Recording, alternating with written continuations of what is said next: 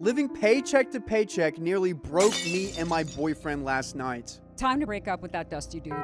Honestly. Yes, time to break up with him. Last night, me and my boyfriend just laid there starving and meditating and complaining to each other until my check hit around 1:30 a.m. and we rushed to Taco Bell to finally eat something. We live paycheck to paycheck. We both get paid on the same week instead of alternating weeks. So when we run out of money, we run out completely, and then we both get both of our paychecks. I get mine on Thursday, and he gets his on Fridays. We had a couple of emergencies come up this pay cycle, and we ran out of money and food completely. Spent the little last bit of money we had a few days ago on a bag of cat food and cat litter, because Kitty always comes first. We fasted all day yesterday together because we literally had nothing in the house and $0 to our name. My check usually posts overnight every other Wednesday, so we were sitting there last night refreshing the app constantly like lunatics, just waiting for it to post. When it finally did around 1:30 a.m., we hopped up, ran to Taco Bell. What an amazing feeling. What they need to figure out is where their money is going. Yeah. If you're living paycheck to paycheck, that means that you're not budgeting your money the way you're supposed to be budgeting. Mm-hmm. So what they need to do is they need to get on an app. They have so many free apps out there. Basically put in all your expenses and it gives you a budget. You can actually put together a budget so you're not living paycheck to paycheck. And you see where all your money's going. I guarantee you they're blowing money on shit that they don't need. What's like a most common thing people blow money on? Is it fast food? Coffee. The average American spends $7 a day on coffee. 7. Oh. So, yeah. Oh. If you were to invest that money every single day instead of buying coffee and you're in your 20s, by the time you retire, you will have $1.5 million. Just from that $7 a day. People think, oh, $7, this coffee is not why I'm struggling. No, the coffee is why you're struggling. Interesting. Yeah. By the way, this comes from Squiggy Squiggly. And if you want to submit your own stories, go to the r/OK Storytime subreddit. I'm Riley. I'm Patty. I'm Carly, and today we have a very special guest. Please welcome Pattie Ehsaei, Hi! a keynote speaker, author, and content creator living in Los Angeles, California. Best known for her TikTok channel, Duchess of Decorum, where she teaches financial literacy, social and workplace decorum, along with a focus on empowering women. For the last 20 years, she's had a multifaceted career as a lawyer and manager in financial services and currently stands as Director of Mergers and Acquisitions Lending. Thank you for coming in today. Thank you for having me. So excited to be here. By the way, we're here to give good advice goofily. We do have an expert here, so we can give some advice correctly. And if you guys have anything you would like to add, please add in the comments down below. So far in this story, before we get into the meat of it, what are like some key things you see that you may want to change, or do you need more context? No, I mean, some of the key things I think that I see is two people that aren't helping each other become better.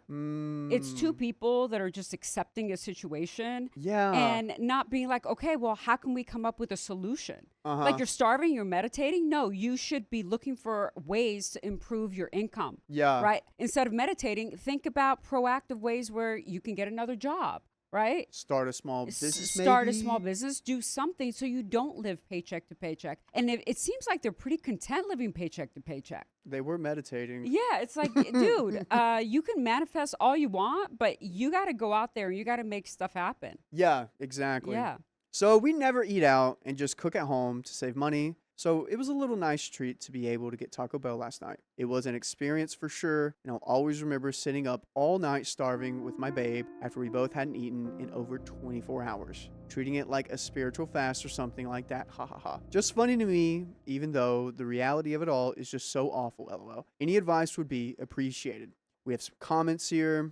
The thing that's sticking out to me, this may be controversial to my pet lovers, but if you have a cat, right, and you can't afford to feed yourself, I don't know if kitty should come first. I agree. I mean, I know people act like their pets are their children, right? But you have to take care of yourself first. Just like an airplane, you got to put the mask on yourself first before your children. You have to take care of yourself first. And if you can't literally afford to eat, you don't need a cat. Yeah. That cat can go to a friend's house, somewhere, where it's safe, where they love cats, right? I'm not saying, kick it out. But just temporarily. Temporarily while you get back on your feet, because you clearly need that money to feed yourself. Yeah.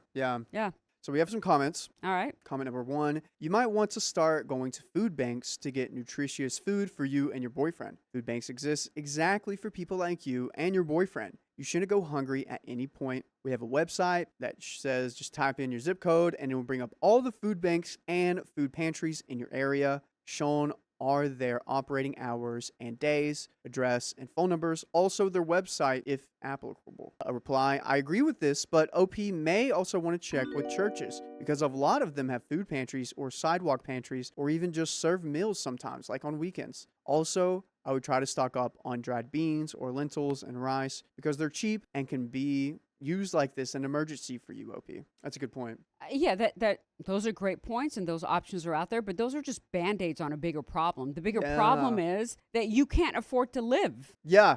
That's the bigger problem. If it's coming to this every other week. Right, exactly. And you're just waiting for the money to come in. Yes. Yeah, yes. I agree. That's the bigger issue. Commenter 2 says, I remember being really poor with my first live-in boyfriend. We didn't try that, LOL. We had a group of friends in the same boat. So we had dinners where everyone brought one ingredient. Like I brought macaroni, another person brought tomatoes. We got lucky and one of them brought a small pack of hamburger and we spread the wealth, LOL. Commenter 3 says, as awful as that must have been, it is also wonderful you guys have each other and didn't get upset with one another. Poor finances often break couples and even marriages. The fact you guys stood together while starving and it didn't end up in a fight is amazing.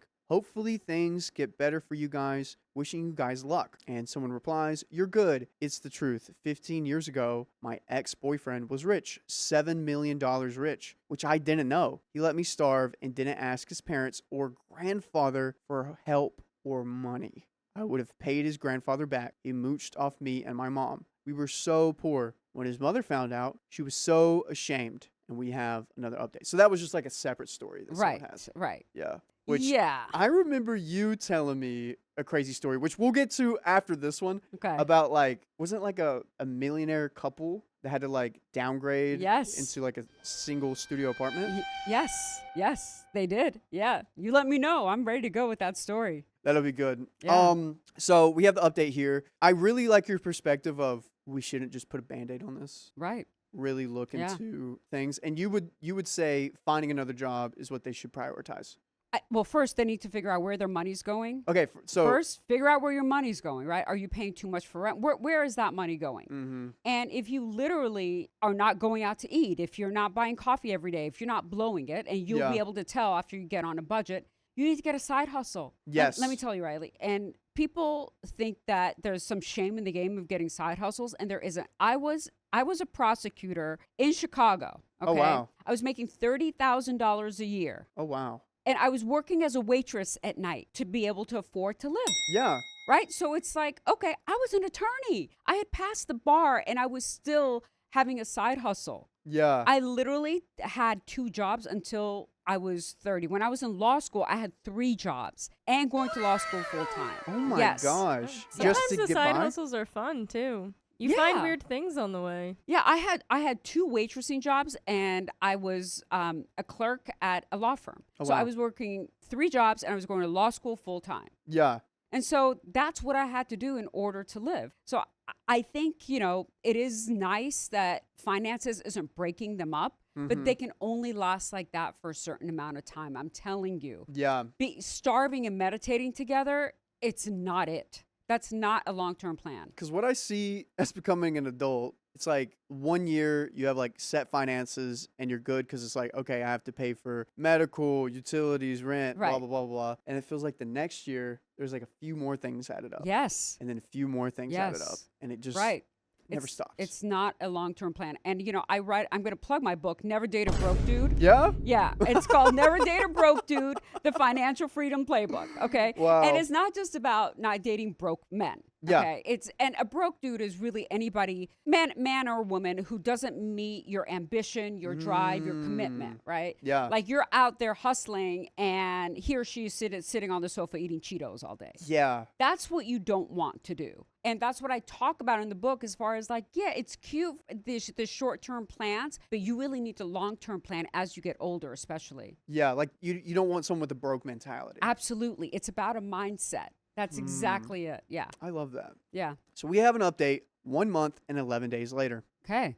I'm not sure if anyone will even remember this. We do. But I posted not too long ago and it got pretty popular about me staying up all night long waiting on mine and my boyfriend's check to post so we could go get some food. I was so happy to just be with him even though we were super poor and things were extremely hard. I was proud of what little we had. When he left me with everything and went back home, left me with our cats, all the bills, the apartment, everything, because it was too difficult and he was too stressed out. So wait, Told you. They left? Told you. He left. Told you. Oh my gosh. I told you it's not a long-term plan. I told you it eventually breaks up the relationship. And that was only like after a month. Yes. Yes, she was a fool. She was a fool because she had on these love goggles, thinking that love conquers all, and it doesn't. Does not. I gave everything I had for this to work out, and now I'm left with a disaster. I don't have parents that will just let me move back home and stay with them because the world is too difficult. I guess what I'm asking is, what should I even do? How do I get back on my feet? I can't afford my apartment by myself. He left so suddenly, like as soon as my check ran out, he was gone. I don't even have groceries here for myself. I'm so stupid. I'm almost out of cat food. How could he do this to the cats even? I loved him so much and I gave him everything. I'm blindsided. What do I do with my apartment, my cats? Should I just tell the apartment complex what happened? I don't have a dad and my mom is remarried, living happily, so I can't ask these things to my parents. Sorry to vent, I guess. A cry for help. I don't know what to do. I've never been in this situation before. Thank you for reading. Yes, so. We're here now. We're here now. And sorry that happened. Yeah. I'm really, really, truly sorry that happened. First thing you need to do is figure out where your cats are going. Yes. You got to get rid of the cats. I'm sorry. I know it's like your child. You got to get rid of the cats. Next, you got to figure out if you can get out of your lease. Oh, really? Yes. So you can talk to the apartment complex people, the landlord, and say, hey, this is my situation. See if they will let you out of the lease. And a lot of times they do. I was about to ask. Because they can probably lease that apartment depending on where you are for a higher rate than your current lease. So sometimes they will let you out, okay? If they don't let you out of the lease, see if they allow sublets. What's a sublet? That means that somebody will come and rent that apartment. You still are on the lease, but then you're renting that apartment to somebody else. That's called a sublet. Okay, so like if I leave my apartment, I can have someone sublet it. Exactly. And I don't even have to live there anymore. Right, exactly. Okay. See if your landlord allows sublets. If they do, fantastic. Yeah. If not, then you need to put an ad on social media that you need a roommate. Yeah. And you need to start another job immediately, whether it's driving for Uber Eats, delivery. I mean, this date and time, there is no reason why you can't have another side hustle. Yeah, I mean, literally, just with your phone. Just with your phone. You can sit at home and do data entry and make more money. Oh, wow. Yeah. Data entry, that's a good one too. Honestly, you can sit at home, do data entry. That's your side hustle. You don't even have to leave your couch. What would you recommend for her? Would you say go look up Uber Eats or data entry, or just go on Uber Eats tonight, look up data entry on the side? Yeah, go to Uber Eats tonight. Yeah. It's so easy to sign up, right? You can start driving probably tomorrow or the next day. Yeah. I mean, it's literally that fast. Oh, wow. So go do that. But in the process, if you don't want to do that long term, which a lot of people make lots of money doing Uber Eats, believe it or not. Oh, yes. I didn't know that. Yes. Yes. And or even just driving for Uber. I had this guy pick me up once in an Uber. It was a Mercedes. And I was like, dude, you're driving Uber. He's like, I make more money driving Uber than I did in my tech job. Oh, my gosh. So he was making over $120,000 a year. Here in LA? Yes. Wow. $120,000. Now, he was an amazing driver. His car was always nice. All that stuff matters, right? He was presentable. He was presentable. He dressed nice. He looked nice. His car didn't smell like weed. You know what I'm saying? Yeah. Like he was top notch, but he was making $120,000 a year. And he's like, I quit my tech job. Wow. Chad, have you guys ever worked Uber Eats? What is that experience for you guys? Would love to know there. We'll see. We have a comment where OP replies to this person. So comment 1. If you want to keep the apartment, first get a roommate, like you said. Yeah. Maybe find someone in a similar bad position. Help each other. This sucks. I'm sorry about that bum-like behavior from your ex. But you can do this. You can. And OP says, thank you so much for your support. I will try to find a roommate as fast as possible because I cannot lose my cats. I just cannot. I love them so much. It isn't their fault. I'm still not rolling with that. No. We have an update 20 days later. Yeah. So figure out what to do with the apartment. Yeah. Or no, find a job immediately. Yes. Apartment. Yeah. Cats. Cats. And then what about like long term, like, 3 months out? What should we be looking to do? Yeah, well, she needs to figure out what her budget is. She needs to get on a budget and figure out exactly how much money she's lacking. Yeah. And also, see, it's not just how much money you need in order to survive today. You need to start investing that money for your future. People don't think through this, Yeah. okay? So people just think, okay, I need, let's say, $3,000 a month to live. If I make $3,000 a month, great. No, that's not it. No. You got to figure out what you're going to do for your future, and you need to start investing, even if it's $5, even if it's $10 a month. Yes, it doesn't matter. You just start investing little by little, and compound interest will build up to where you have money to retire on. So let's say my expenses are $3,000 a month. I make $3,500 a month, and sometimes it goes up to my expenses go up to like 32, maybe like 33. Should I look for a side hustle, or should I like look at spending less money and investing more? You need to spend less money and invest more. The only way you're going to have money left over is if you spend less or make more. Gotcha. That's it. Those are the only two ways. You either got to spend less money, right, to have extra money, or you have to make more money to have extra money. And it's easier to spend less money. For right? most people, Yeah. I would think most people, but some people, like the coffees every day. So Like they're the like, coffees. okay, yeah. And like, so in that instance, you got to make more money. Yeah. So we have their update. Okay.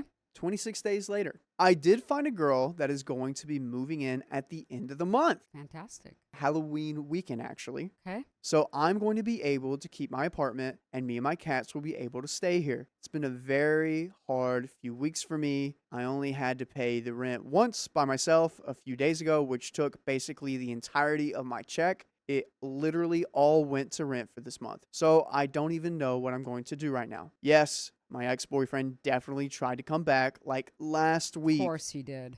And it was extremely difficult for me to say no because, like I said, I just put everything I had to rent. And I know it would have been a little easier for me to be with him there helping, but I said no, and I didn't let him come back. Amazing.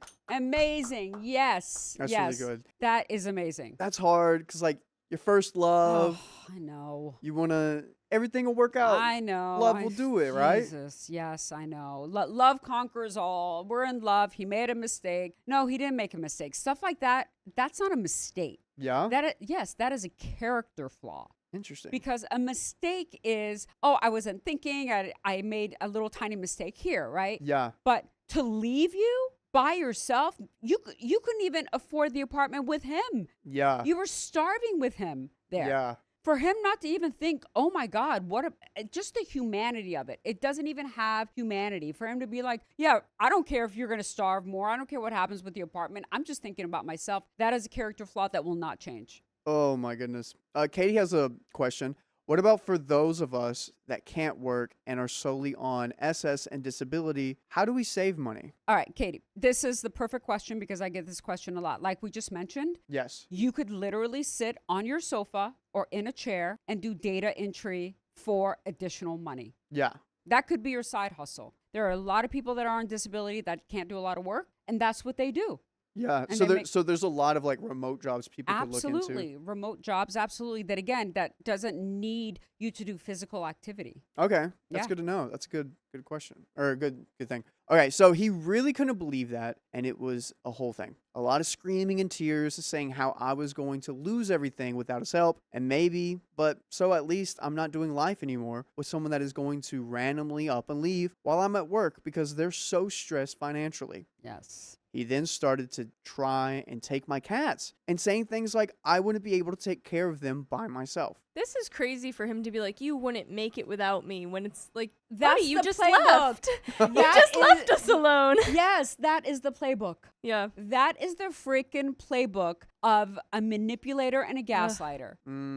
That you can't do it without me. And you need me because he's tried everything. He's already cried. He's already begged. He's already done all that stuff. That's not going to work. Okay, so what do I do now? Let me manipulate her. Yeah. And that's exactly what he's doing. And that's sort of the pattern. With people that Yes, you meet. absolutely. Do they try anything else or like? Well, again, And then when the manipulation doesn't work, then it goes back to sadness. Please take me. And then the cycle goes again. The cycle, yeah. So, yeah, this guy's manipulating her and is a narcissist and he's what I call a broke-ass dusty dude.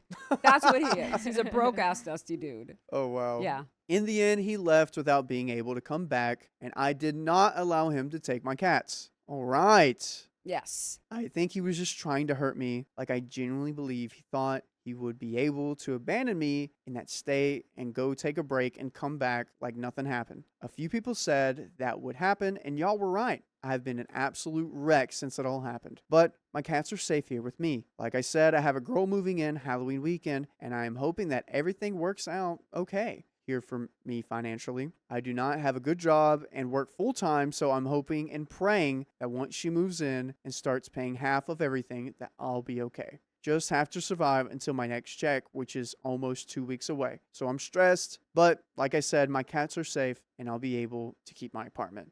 By the way, if you like stories just like this, go to your favorite podcast platform, iHeartRadio, Spotify, or Apple. Search up OK Storytime for more stories like this. We have a little bit left here. Can I just make a comment What you about got? she said I'm hoping? Yeah. Hope is not a strategy. Why not? Because hope's not going to get you anywhere. You need action, right? A lot of people say, well, I'm hoping this will happen. I'm hoping that will happen. No, you need to start taking action. That's what I just want to say. Are you, I'm sensing that you're not really seeing a lot of initiative out of this Right, person. exactly. She's like, I'm hoping this will happen. No, I don't want you to hope. Yeah. And I do it, I'm saying it out of love. I want you to start taking action. You know, it's great that you meditate, but you need action on top of that. How many people have you worked with that have the hope mentality and it works out? 0. And what about the other way? I would say if they listen to me, 100%. 100%? Yeah. If they listen to what I'm telling them to do, it always works out because I've been that broke person. Yeah. Yeah, I wasn't always financially responsible. When I was 35 years old, I had $190,000 in debt. Oh. Yeah, because I had student loans. Oh my gosh. $190,000 in debt. Yes. I had no savings. I had no emergency fund. I was living paycheck to paycheck. Oh my gosh. Yes. Within 5 years, I bought a place. I paid off all my debt. I had investment. I had savings within 5 years. And that's because I realized that hope is not a strategy and I need to get my act together. No joke. I'm speechless. Yeah. Just in 5 years? In 5 years. I cut out all the I didn't need. I cut out all the stuff that I was spending money on that I didn't need. I only spent money on just necessary items to live. Mm-hmm. That's all I did for 5 years. That's all I did. I went on a payment plan. I put together a budget. How long is it going to take me to pay this off? I put away money. Everything went into those accounts directly from my paycheck. Yeah. So I wouldn't just spend it willy-nilly. And within 5 years, I was so financially secure. Oh my gosh. Yeah. That's incredible. Yeah. Living testimony right here. All right. Absolutely. I'm going to finish this story. All right. I don't even know how I'm going to do it. I just know I have to. I'm very scared to have a roommate. Does anyone have any advice on anything I should do before she gets here? Or should I have rules? Like, I'm so stressed out about having a stranger in my house. Can someone please tell me your roommate experiences? One question, am I allowed to go back to the food bank place a second time, or is it just a one-time help? I did find one through a church here in town and was able to receive a couple of weeks ago, but like I said, I just basically put everything into rent last week. So am I allowed to go a second time? I hope everyone's doing good. I'm sorry things are so hard for us all right now. Thank you for following things and caring for me. And that's the end of the story. Do you have any advice on the roommate thing or going forward? Anytime that you have someone that's going to be in your space, you guys need to get together and you need to set boundaries for the both of you. Not just her alone. So you need to have a meeting. Yeah. And say, these are my boundaries. These are the things that are non-negotiables for me. Yeah. What are non-negotiables for you? And see if you can come to an agreement with those things. Because for example, some person's non-negotiable could be, I cannot have anything in the sink. That drives me nuts. Oh my gosh. I have a roommate that's a Mormon. Okay. Because he soaks his dishes. Right. He's not actually my Mormon. gosh, That's just my joke. I see. Yeah, but so that's what I'm saying. So, you know, people have weird idiosyncrasies. And I say weird, I have weird ones too. You know, like I'm very OCD, but you really need to express what the boundaries are, what the non-negotiables are, and then come to an agreement that, okay, I'm not going to do this. You don't do this. This is my trigger. This is your trigger. And this is the way that we can live together peacefully. Yeah. Yeah. I wish I had that with my roommate. Like, I feel like the hard thing about moving in with your friend is you're good, you know how to like interact, but sometimes it feels weird, right? Yeah. To like be like, oh, you're being a dick. Yeah. Or if it just feels weird saying stuff like or that. like Yeah. I'll say something like, hey, I sent him a picture a while ago of the Tupperware. And if you saw it, you'd scream. You'd be like, oh my gosh, I cannot believe he organized it that way. But I asked him like, hey, could you do it? Didn't get a reply. Got a reply on something else. Cause like, I don't know, you don't want to, cause without that first conversation, I don't want to be a parent or like feel like I'm parenting him or anything. But that's why it's never too late to have that conversation. Really? Yo. Been living together for, oh my gosh, what was 5-6 months now, I think. Still never too late, Riley. Okay. Okay, so this is what you do. You say, hey, listen, we've been living together for 5 or 6 months. It's been great. Love living with you. You're my friend. We have a great time. It's amazing. Yeah. I think it's important for us to sit down and really talk about what you want, what would make you happy as far as me being your roommate and vice versa, so that we can continue to live together happily and continue to be friends and nothing affects our friendship. Yeah, I'm gonna have to just do a it. check-in. Yeah. Can I call him and could you set that up for us? Absolutely. Okay, So I can beautiful. mediate. Oh man, we're gonna get some Q&As here. All right. But I see some questions. Jamie says, if you want to scroll up just a touch, I struggle with money at the moment, but I have been managing to make things work to make sure my dog Maverick and I both eat. It's hard, but it's doable and things get better. Yeah, Maverick's loves to watch OK Storytime. I'm his favorite. I'm everybody's revving up favorite. next to you though. Really? Apparently, you got up there? apparently Maverick responds to me now I thought too. it was like me and then Dakota. I think I passed Dakota last week. That's huge. Jamie, let me know.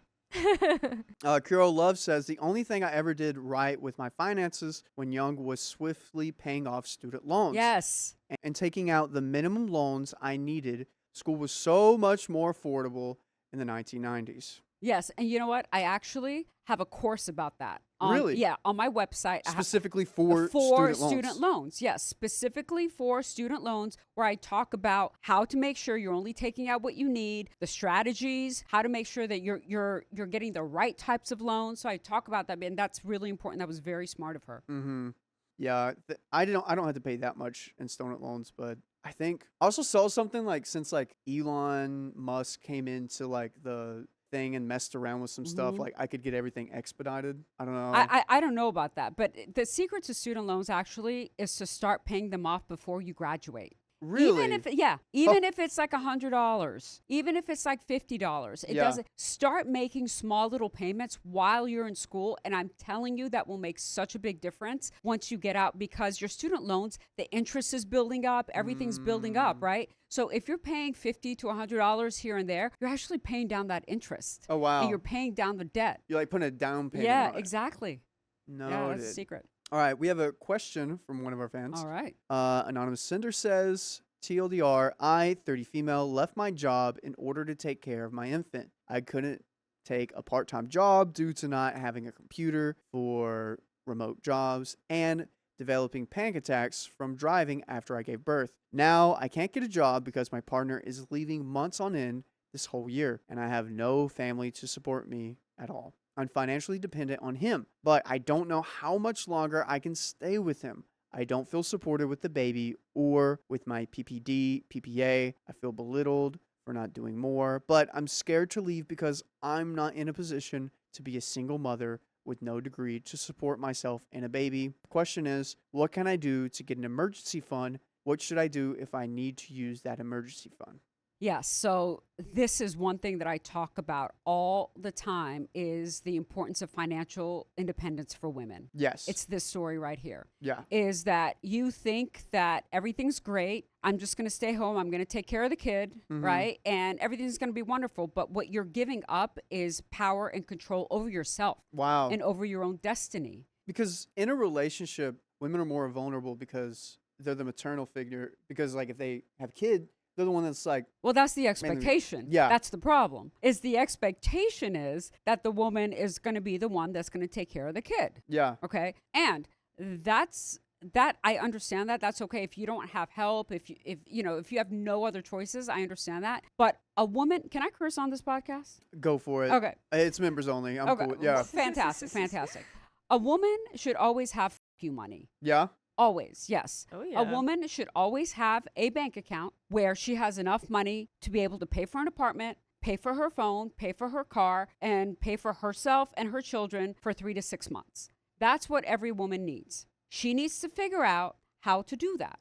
If it's having to do something while your baby is sleeping, you do data entry, you do whatever you need to do, remote work, you do that until you have enough money to be able to leave. Yeah. Because until then, you're always stuck. And it's sort of this, it's not going to be forever. It's a temporary, like, problem solving. Right. So you can, like, live an actually respectable life. Exactly. To be able to support yourself and really think while you're in a home with somebody that you don't want to be in, like, you're not thinking straight, right? So you really need to remove yourself from the situation and be in a place where you can support yourself and then find a job. Lovely Fawn says, what do you recommend when having to pay for unexpected costs like car or home repairs, putting on credit cards, or taking a personal loan out? This is why I say everyone should have an emergency fund. Yeah. 3 to 6 months worth of living expenses for emergencies like that. Gotcha. Okay. Now, if you don't have that, I understand. But are you going to do it on credit card or personal loan? Depends on which one has the lowest interest rate. Okay. So if you can get a personal loan that has the lower interest rate, that's what you do. What's a good interest rate? It depends on what type of loan you're getting. Right now on credit cards, you're at least, I would say 15 to 18% on credit cards. Oh At my. least, yes. And in order to get a personal loan for less than that, your credit has to be stellar. Your income has to be stellar. They will give you a loan where you don't need one. I mean, literally, that's what it is. But her getting a personal loan will probably be just as expensive, but she should shop around. Yeah. Go on the internet, shop around, see if there are other loans available. There may be some loans just for cars that you can get for car repairs or home repairs. But long term, you need to build an emergency fund. That's good to know. Yeah. Seeing here. All right. We have another fan question for All you. right. Anonymous sender says, okay, so my aunt has recently informed me that my uncle is going to have a talk with me, both of my sisters and youngest sister boyfriend, about our long-term plans to finding our own place, because older sister and I have been there for a few months now. My older sister completely relies on them with no car while working 2 jobs. I'm still paying on the car I live in. And my youngest sister is about to have a baby. So I get the concern. I just got back into a teaching job after getting more stable and recovering from flu and strep. I've come with 3 different financial routes and prioritized them based on affordability, sustainability, and accessibility. Right now, plan A is a camper and a mobile home park. I want to present all of the plans to him without looking like that red string meme with "It's Always Sunny" guy. That's the one where he looks really overwhelmed by the board behind him and he's like connecting all the dots. Oh, yeah. Okay. It's like it's a serial crime killer. board, but Yeah. in this case. I see. Okay, got it. But I always need my uncle to understand that teaching of all sorts is heavily underpaid, and the grocery app pays even less. How can I manage this without making it seem like I'm just making excuses for not having any progress thus far, or that I am trying to give an explanation for future failure? P.S. I have cats that stay with my aunt and cannot simply just go to a shelter because I have to be able to take care of them every day. Also, sorry for the long context. I was also wondering if you had any tips for me and or my sisters to gain our financial independence. So here we go with the cats again. Yeah. You can't afford to live, but you can afford to have cats. What's a good rule of thumb for pets? Well, first you have to be able to feed yourself, Simple right? one. Yeah, pay your rent. You have to be able to meet your minimum expenses before you bring on a pet of any kind. Okay, of any kind. Yeah. So here, her pet she's not only paying for stuff for her pet, but she can't move to a shelter because she has pets. She has to take care of. Yeah, she has to take care of them. At some point, people need to grow up and understand that you need to make choices that are financially responsible. And she's not making a financially responsible choice. It hurts. It hurts to give up your cat. I get it. But it doesn't matter because you have to be financially responsible. So whenever you were like about $200,000 in debt, it took you 5 years. 5 years. To really turn your life around. And how's life for you right now? Fantastic. I am a millionaire now. Wow. Yeah. Congratulations. Thank you. And it just took like those 5 years of going through that path and really just putting your head down to just... It was hell. It was 5 years of hell. I am telling you, it wasn't easy. Yeah. You know, I wasn't going out to eat. I wasn't going to concerts. I wasn't traveling. I wasn't doing any of that. But it's because I had lived a life being financially irresponsible all before then. So guess what? You got to suck it up. And after 5 years, I was right on the path of financial freedom. Then I started to make more money. I started to get better jobs because I understood how the workplace worked. I understood all of that, and I got to a point where I'm a millionaire now. What kind of mindset do you see with a lot of people that like keep them stuck in this like Band-Aid situation? I would say the victim mentality. Okay. That somebody's doing it to them. It's the man. Or it's my parents not giving me enough money. Or, oh my God, the economy is so bad. Oh, no one can afford to buy a house. No one, I hear that a lot. I'm on social media, right? So I get a lot of Gen Z people complaining that I can't afford to buy a house. Well, yeah, not in Los Angeles. You can afford to buy a house in Kansas. Yeah. When I was their age, I'm 54, okay? So when I was their age in my 20s, I couldn't afford to buy a house. They think that when we were in our 20s, and I'm Gen X, that, oh yeah, I could buy a house on my income. No, I couldn't. You couldn't? No, of course not. No. I was living in Chicago. That's why I was living in an apartment, and I was working as a waitress at night, and I still couldn't afford to buy a house. You have to build up to that. Yeah. Your career is going to build up. That's why you need to work hard. That's why you need to put in more than what's expected of you. I'm assuming you're making more money than you first started. Yes. Correct? Okay, then. Yeah, but it took a lot of hard work to get to this part. Correct. No one's going to give it to you. It's going to take hard work. It's going to take dedication. You will eventually get there. But I think the younger generation is so immediate gratification that you want it now. Yeah, it is tough because, I don't know, like having Amazon like right there. I can, like I just got a grill. I spent, oh my God, I probably spent $140 on things for the grill. Right. Not even on the grill. Right. My roommate brought the grill and it was like $50. Yeah. And I had to get the tank, the thing, like, and it's so tempting because of that app. It's so easy. I know. It's really easy. And it's even easy for me. I mean, let me tell you, I have, and I'm not bragging. I always say it's not bragging if you can do it. I have enough money to where I don't ever need to look at my bank account. Well, that's nice. Okay. Yes. But I'm still on a budget. Yeah. I look at Rocka Money every single day. Wow. Where my money is going, where I can cut down, what I need to be doing. Everyone's like, well, what's the point of having a lot of money? Well, the point is that I'm always going to have a lot of money. I've had friends that have been in my position that don't have anything now. Wow. Yeah. Just how I was telling you the story. Remember? Because people don't understand how to manage their money. Speaking of that story, here, let me think of a hook to get into that. What is the most shocking thing you've heard while working with someone? The most shocking thing I have heard is this woman. Okay, so she was a medical student. Okay. She wanted to go to med school. Yes. And during her medical school tour, she saw this doctor. Nice, good-looking doctor, rich. He was a surgeon, right? Everybody wants a doctor. Everybody wants, especially if I'm Iranian. If you're Persian, like doctors, like God level. Okay, I swear. I swear. I don't know why my culture is like that, but it is. So he was a doctor. He was so good looking. He was handsome. He was rich. I'm talking, the Lamborghini, the Ferrari, that whole thing. Oh my gosh. He convinced her to not go to medical school, marry him. 12-carat ring he gave her. I mean, this thing, it was like this. It was like this big.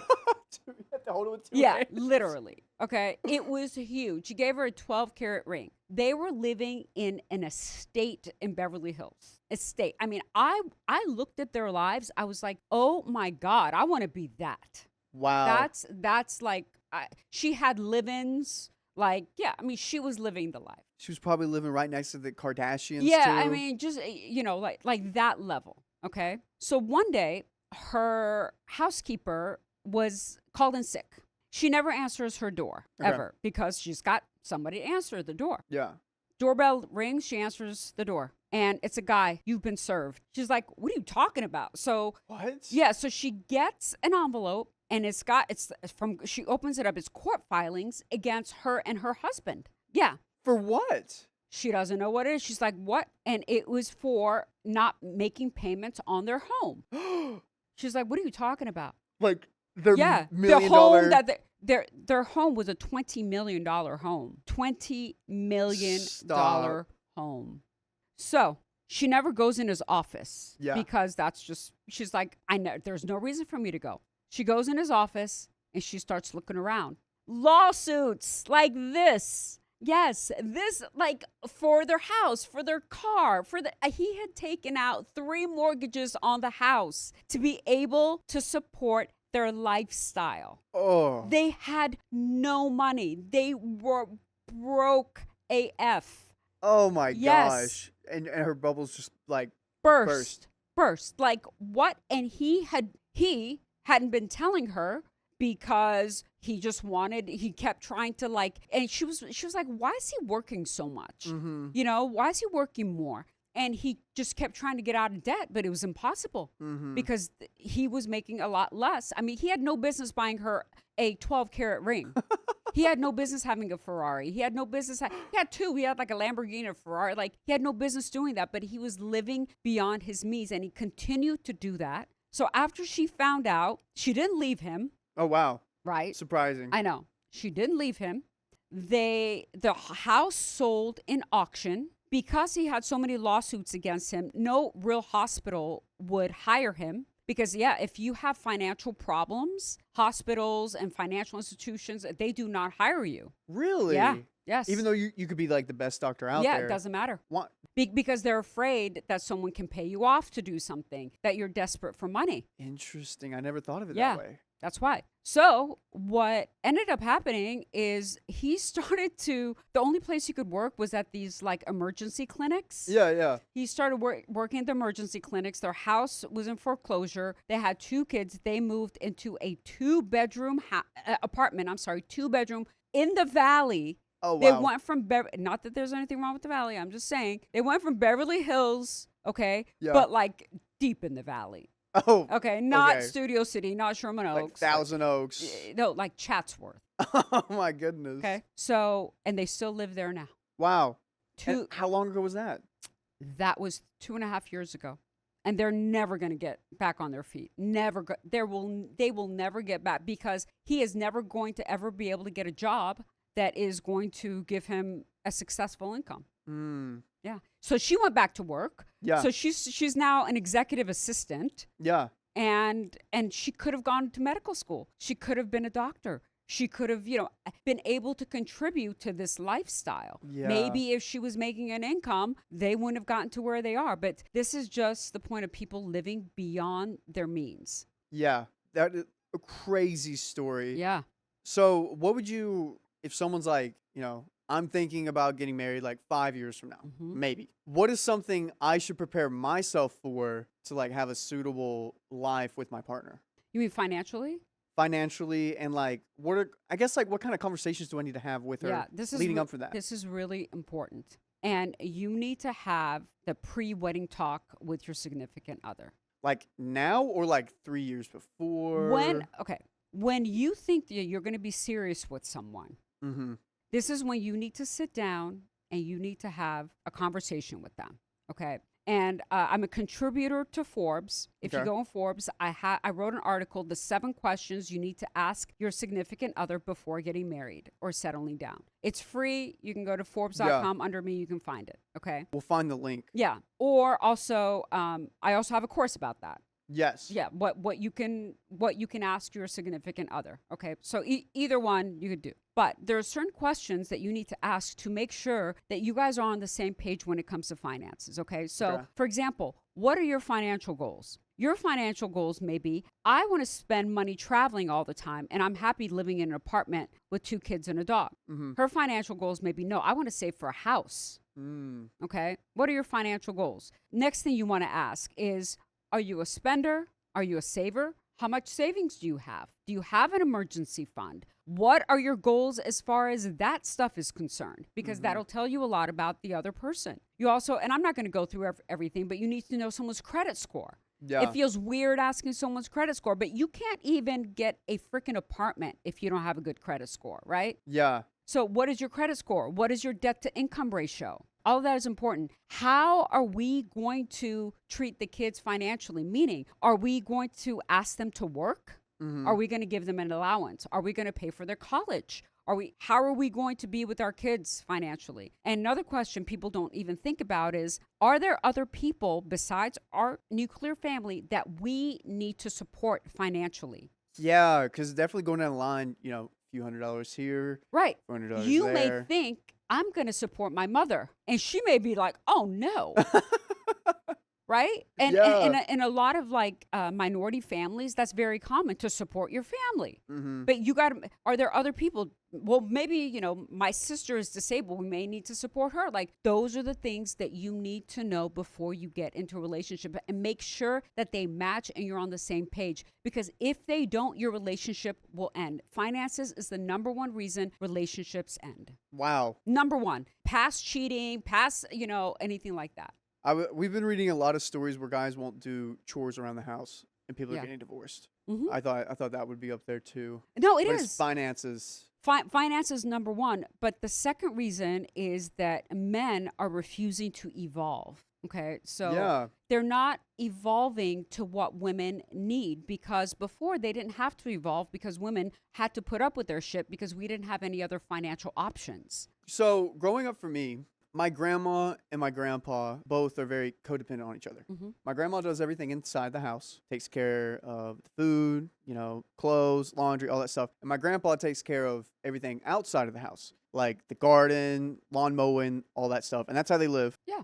My grandmother is a retired magistrate, and my grandfather still works at the sawmill. But seeing my parents live, it's like a totally different world. Like it's not like one person owns like this domain and the other person. It's like both at the same time. Right, and that's what needs to happen. Is that we need to understand that like chores are not gender driven. Okay, now. My fiance, he may take out the trash more than I do, right? Yeah. Because like he's got to lug it down or whatever. He's like, I'm stronger. Let me do it. You're fine. But, you know, gender roles don't determine what chores you should do. Those are life skills that everybody needs to have. Dude, I thank my mother every day because like I know how to fold my clothes. Good. Great. Yeah. Then she raised you well. Amazing mother. I cook. I do it all. See, you are the epitome of what women look for. And I sincerely mean that. Yeah. Because there's a lot of men that refuse to evolve, that are sitting in their mother's basement, typing away. They don't have a job. They're smoking weed all day, and they're incels. And, you know, and they're like, well, women suck. I hate women. Why can't I get a girlfriend? Well, because you hate women. Yeah, and some of these dudes somehow find girlfriends and then end up on Reddit, and they're like... Yeah, right, exactly. But I'm doing this all strategically because one day I want to be like a stay-at-home dad. Fantastic. That's all I want to do. Well, I'd still probably find like a podcast or something to talk on. But like I imagine myself like taking care of the kids, and then like my wife's out there like, you know, doing her thing, girl bossing it up. What you need to do is start investing immediately. Yeah. You need to start investing your money immediately, so then when it gets to that point, you have money to live off of. I'm with New York Life. Okay. Is that? Yeah. Yeah. Are you investing yourself? Do you have? Yeah, I'm investing myself. Like I'm putting it into stocks, New York Life. I got another stock guy over there. Like 3 different places. Yeah.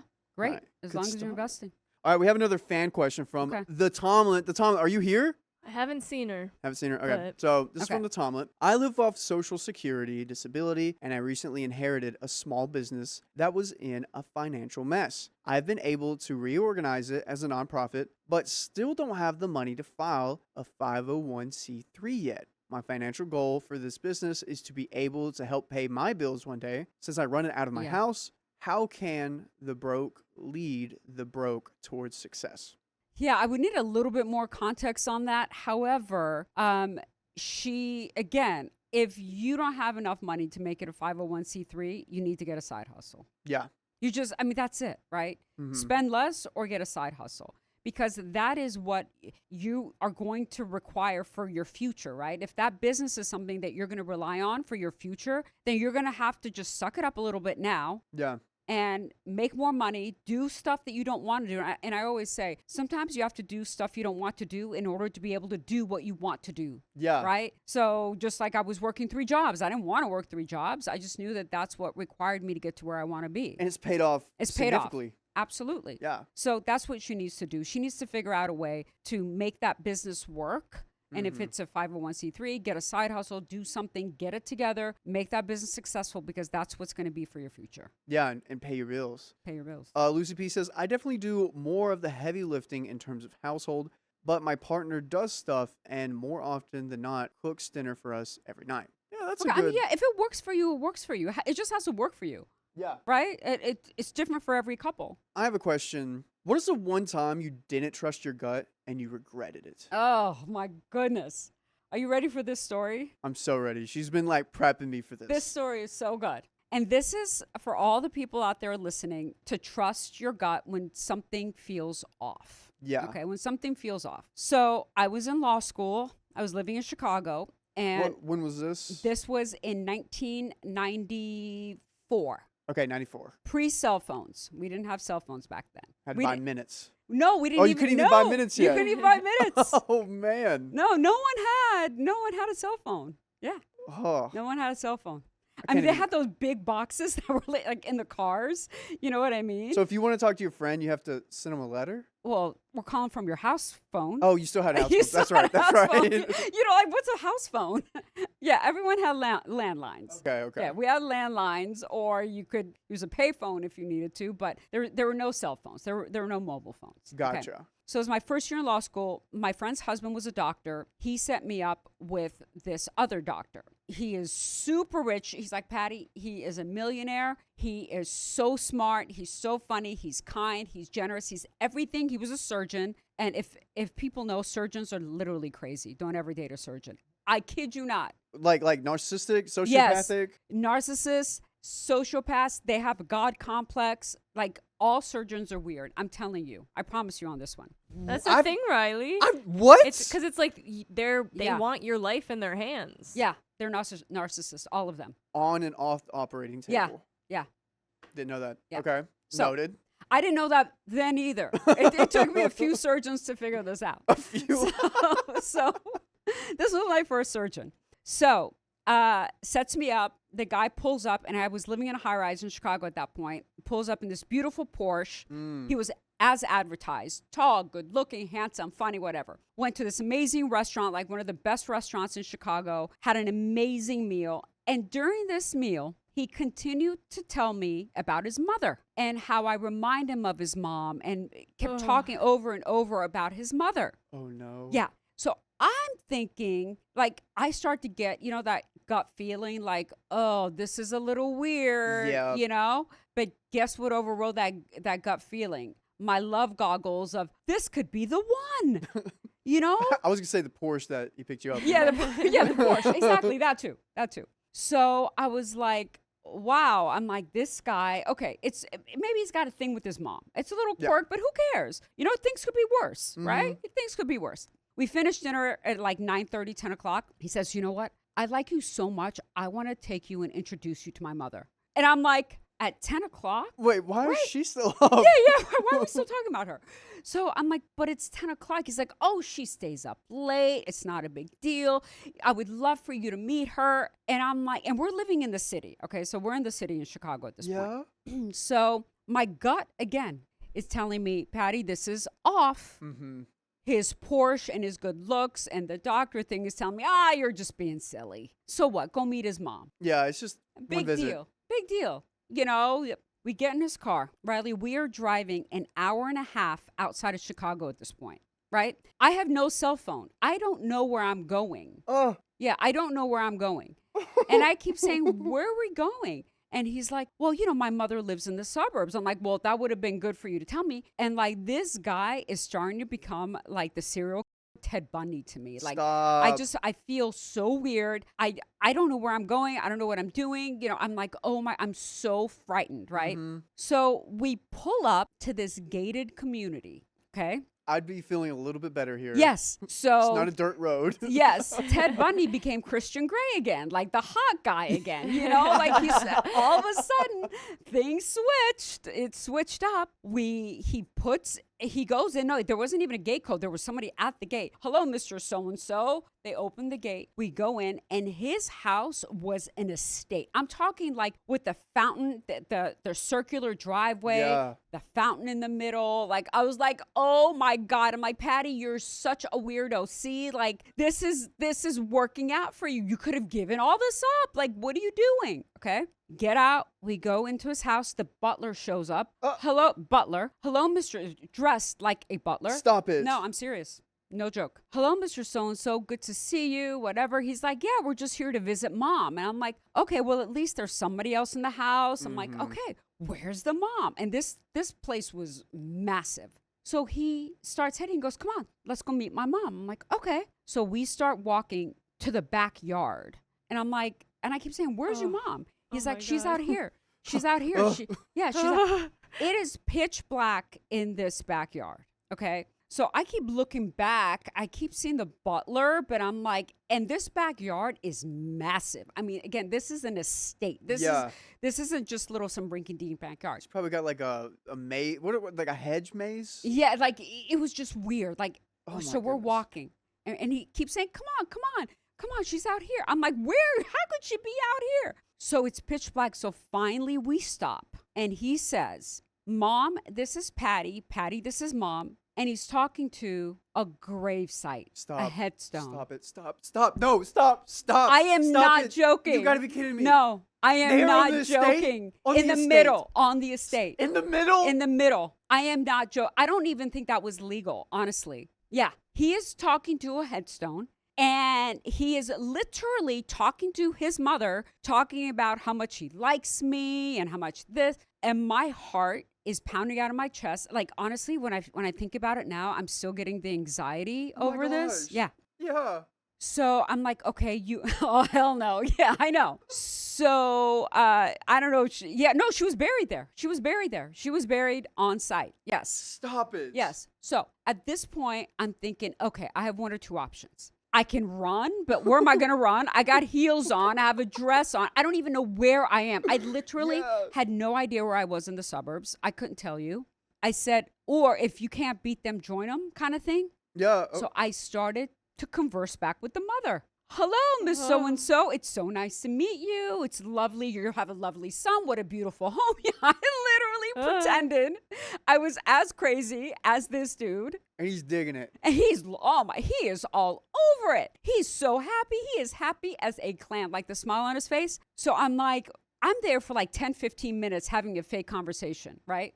So wait, so you're like, how are you doing? Oh, that's so nice. I'm like, how are you doing? He's like, oh, she's doing well. Oh my gosh. Yeah. Oh my God, it's Norman Bates. No. Yes, I know. Full Norman Bates.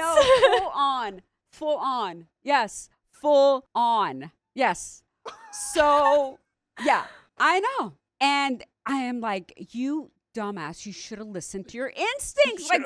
You should, right. But again, our love goggles and are like, oh, I want a relationship so badly. I'm so desperate to be married. This is the perfect guy. He's a surgeon. He's So 10, 15 minutes go by and I was like, well, I have class tomorrow. I was still in law school. I'm like, we should probably head out. He's like, okay. And I'm like, thank God. So I'm like, nice to meet you.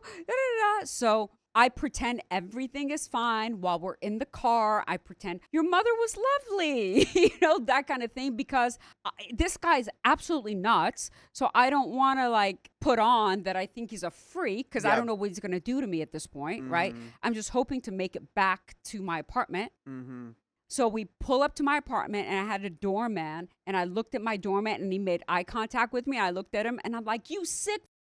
I go, don't you ever contact me again. How dare you do that? I'm like, if you ever contact me again, I am calling the police. I'm like, leave me alone. I'm like, if you ever contact me, I'm calling the hospital where you work. Like I just lost it because I was so scared, that you said it to his face? Yeah. I was out of the car. I was out of the car. And I was like, if you ever contact me, I'm calling the hospital. I'm calling the police. Don't you ever come near me again. Forget my number. And he had my phone number at that point. Yeah. And that was it. I see it sounds like a Dateline episode. I was about to say, I see this stuff on like Dateline, online. I know. I would never believe it if it hadn't happened to me. You just can't make this up. I mean, honestly, like it was insane. It was insane. And from that point on, every time I trusted my gut. Every time. And it's never been wrong. Wow. Yeah. And even if like, it's like, ooh, that just doesn't feel right. I always, the second that something feels off, I'm out. And, we humans actually have that ability. Yeah. People just suppress it. Yeah. We humans have that ability. There's a book, I forget the name of the book, that was talking about this instinct that we have, that fear is our friend. And fear is what has evolved for us to tell us that there's something wrong. There's something around the corner. Yeah. And we don't listen to it. Why do you think we don't listen to it? I think it's because, again, we want the fairy tale. We think, oh, it's nothing. Especially in relationships, we're so desperate to find the one. He's so perfect in so many other ways. Or again, we don't want to be like, God, I feel like a psycho. I feel weird. What if I think this way? And that's why we don't.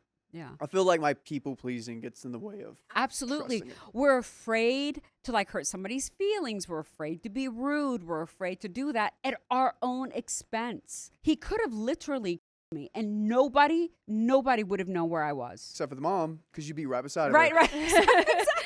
Oh. Me and the mom hanging out talking to each other. You had such a good time the first time. Yeah. Wow. And please tell me that your other dates with other surgeons weren't that crazy. No, but they were all narcissists. They were all like, any date I've ever had with a surgeon, you ask any girl, they'll tell you the same thing. They're all narcissists. They all have God complexes. They all have like this thing that they're better than everybody else because that's what they've been told their entire careers and lives. Wow. I did not know that.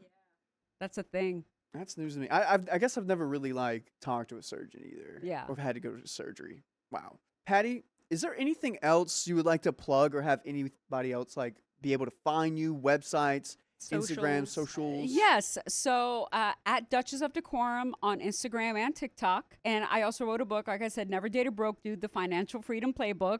Where can you get that? Amazon, Barnes & Noble, anywhere where you get your books. It was actually a #1 bestseller on Amazon Relationships the second it came out, within 12 hours. Stop. Yeah, because again, it's not just about dating broke dudes.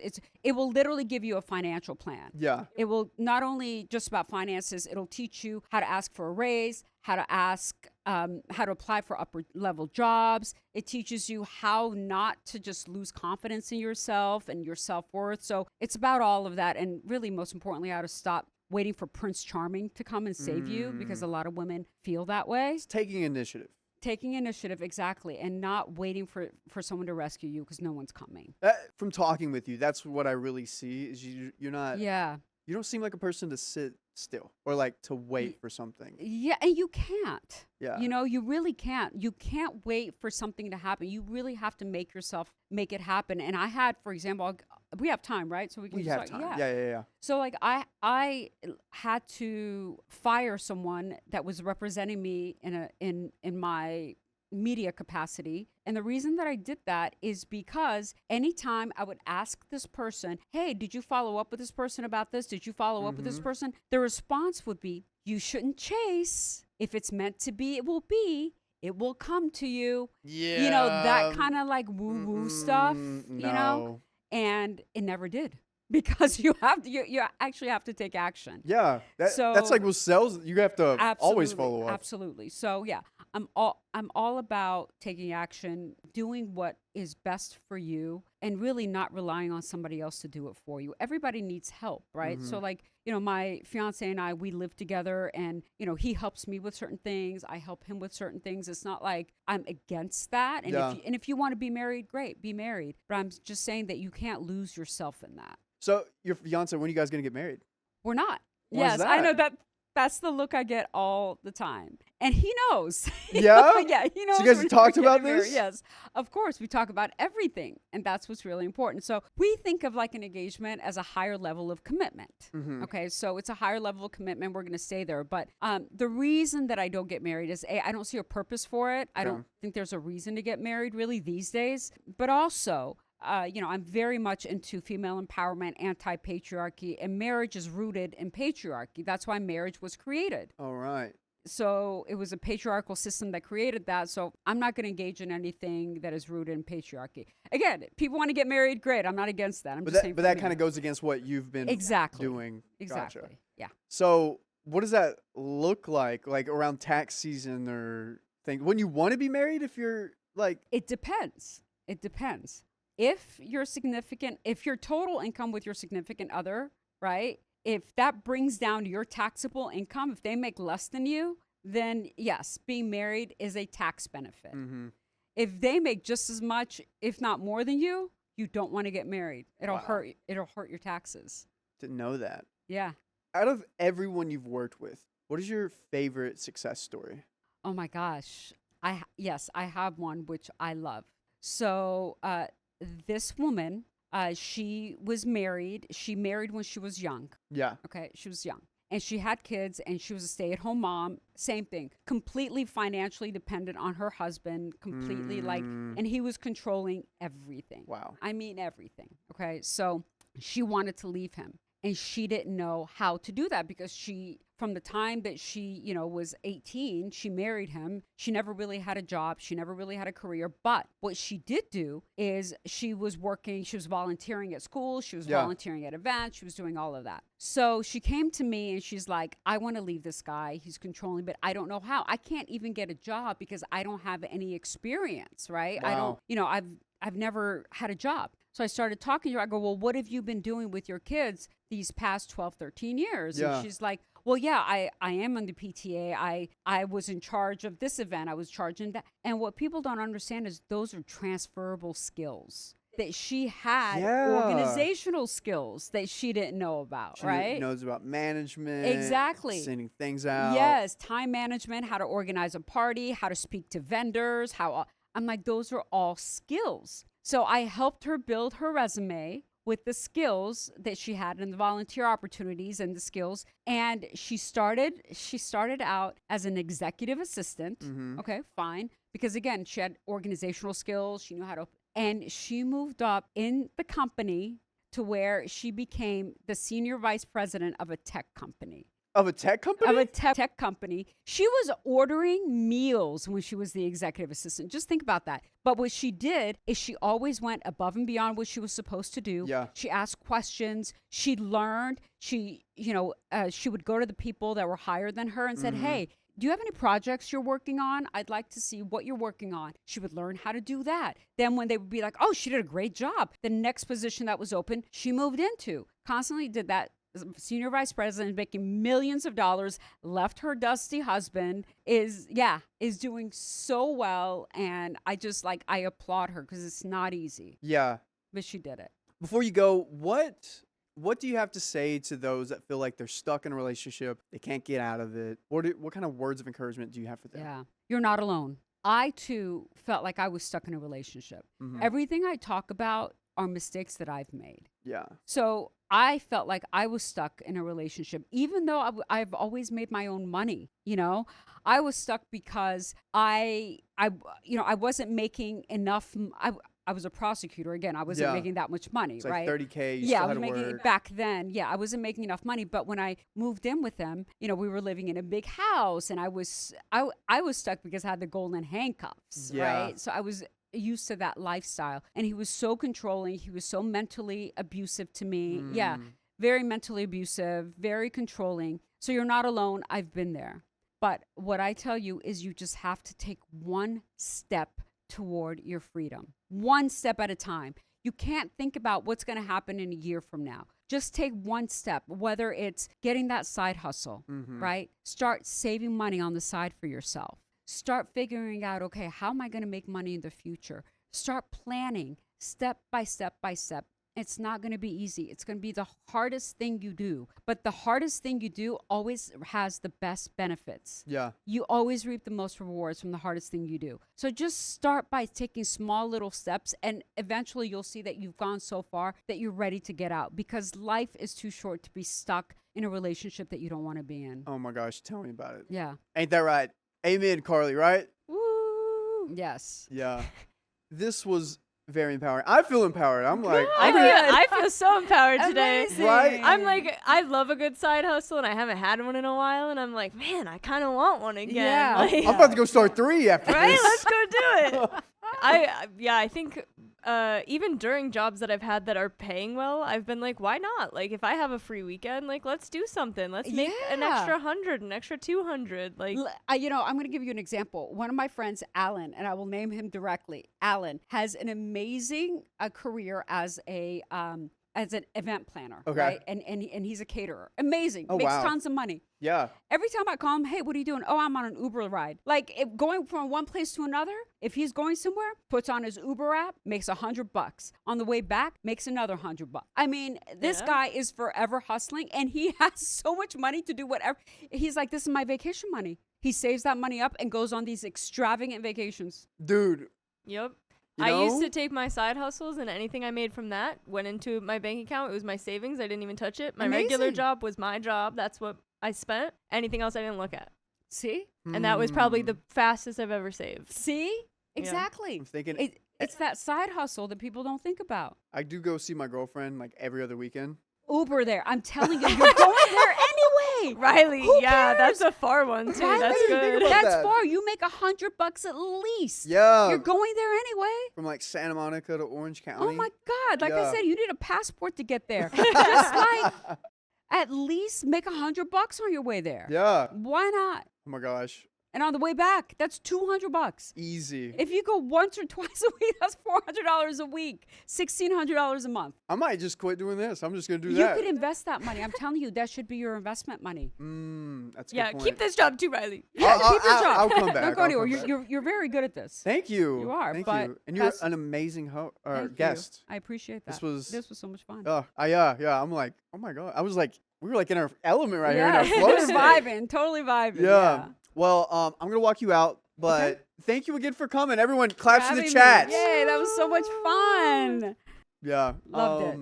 You want to text? I see that. I can see the light bulb. Oh, Yes. yeah. I could see the light bulb, just a lot of yeses. I Yeah. can feel her drive. This is awesome. Everyone's loving it. Awesome. Amazing. Yeah. Good. And we're also I like to say the #1 productive podcast in America because people put us on while they like are cleaning, Yeah. doing something else at the gym. Like, Yeah. guys, what are you doing right now? What are you guys doing at this moment? I bet you like there are 10 people washing dishes or like driving to their way to work or something. And you know what? If you guys want to do that, I go on my website because I do free webinars. Yeah. So I do free webinars like once a week. I try to do like a free webinar. So if you go on my website, you'll see my next webinar. Join it. And you could be doing that and learning something Yeah. while you are cleaning something or whatever. Cleaning. Yeah. Amazing. Got to check that out. And what's that website again?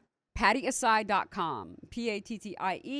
PattieEhsaei.com. Amazing. Patty, thank you again. Thank you for having me. This is so much fun. Hey, don't leave yet. We have some bonus stories that we think you'll enjoy. So stick around because you're already here. So just keep the video going. Just keep it playing. All right. Come on. My boyfriend's friend accused me of aggression, so I asked him to defend me next time. What's going on here?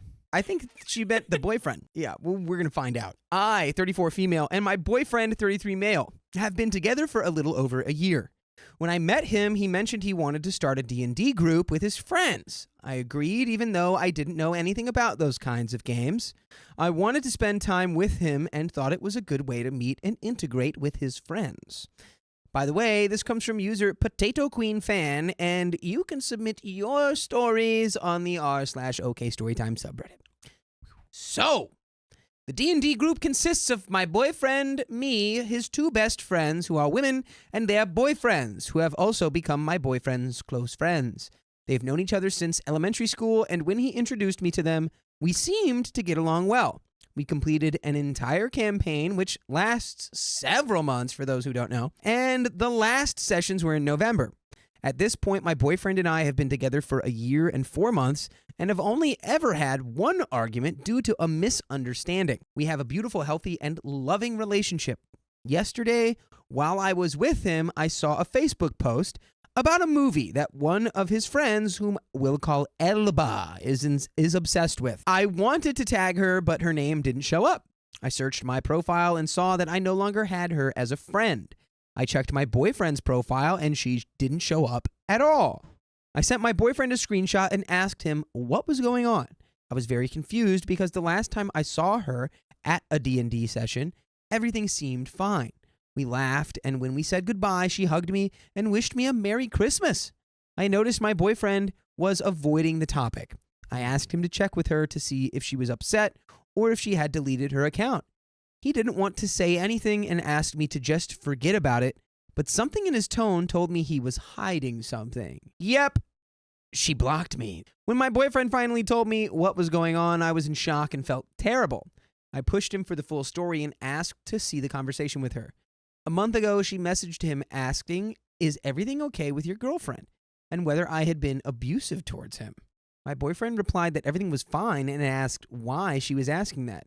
She said, "At the last gathering, your girlfriend yelled at me, attacked me, was aggressive towards me, and even turned red with rage.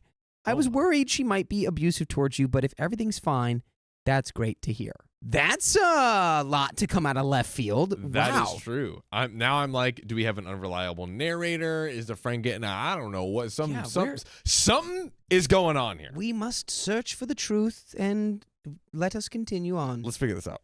At the gathering, she mentioned the 3 women in the group stayed at the table chatting about the Joker movie. I mentioned that there were many inaccuracies regarding mental health, such as how Lady Gaga's character couldn't possibly be a psychiatrist as portrayed.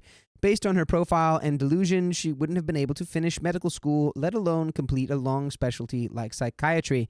The other girlfriend, let's call her Sophia, supported my argument, adding that her profile wouldn't have allowed her to even get into medical school.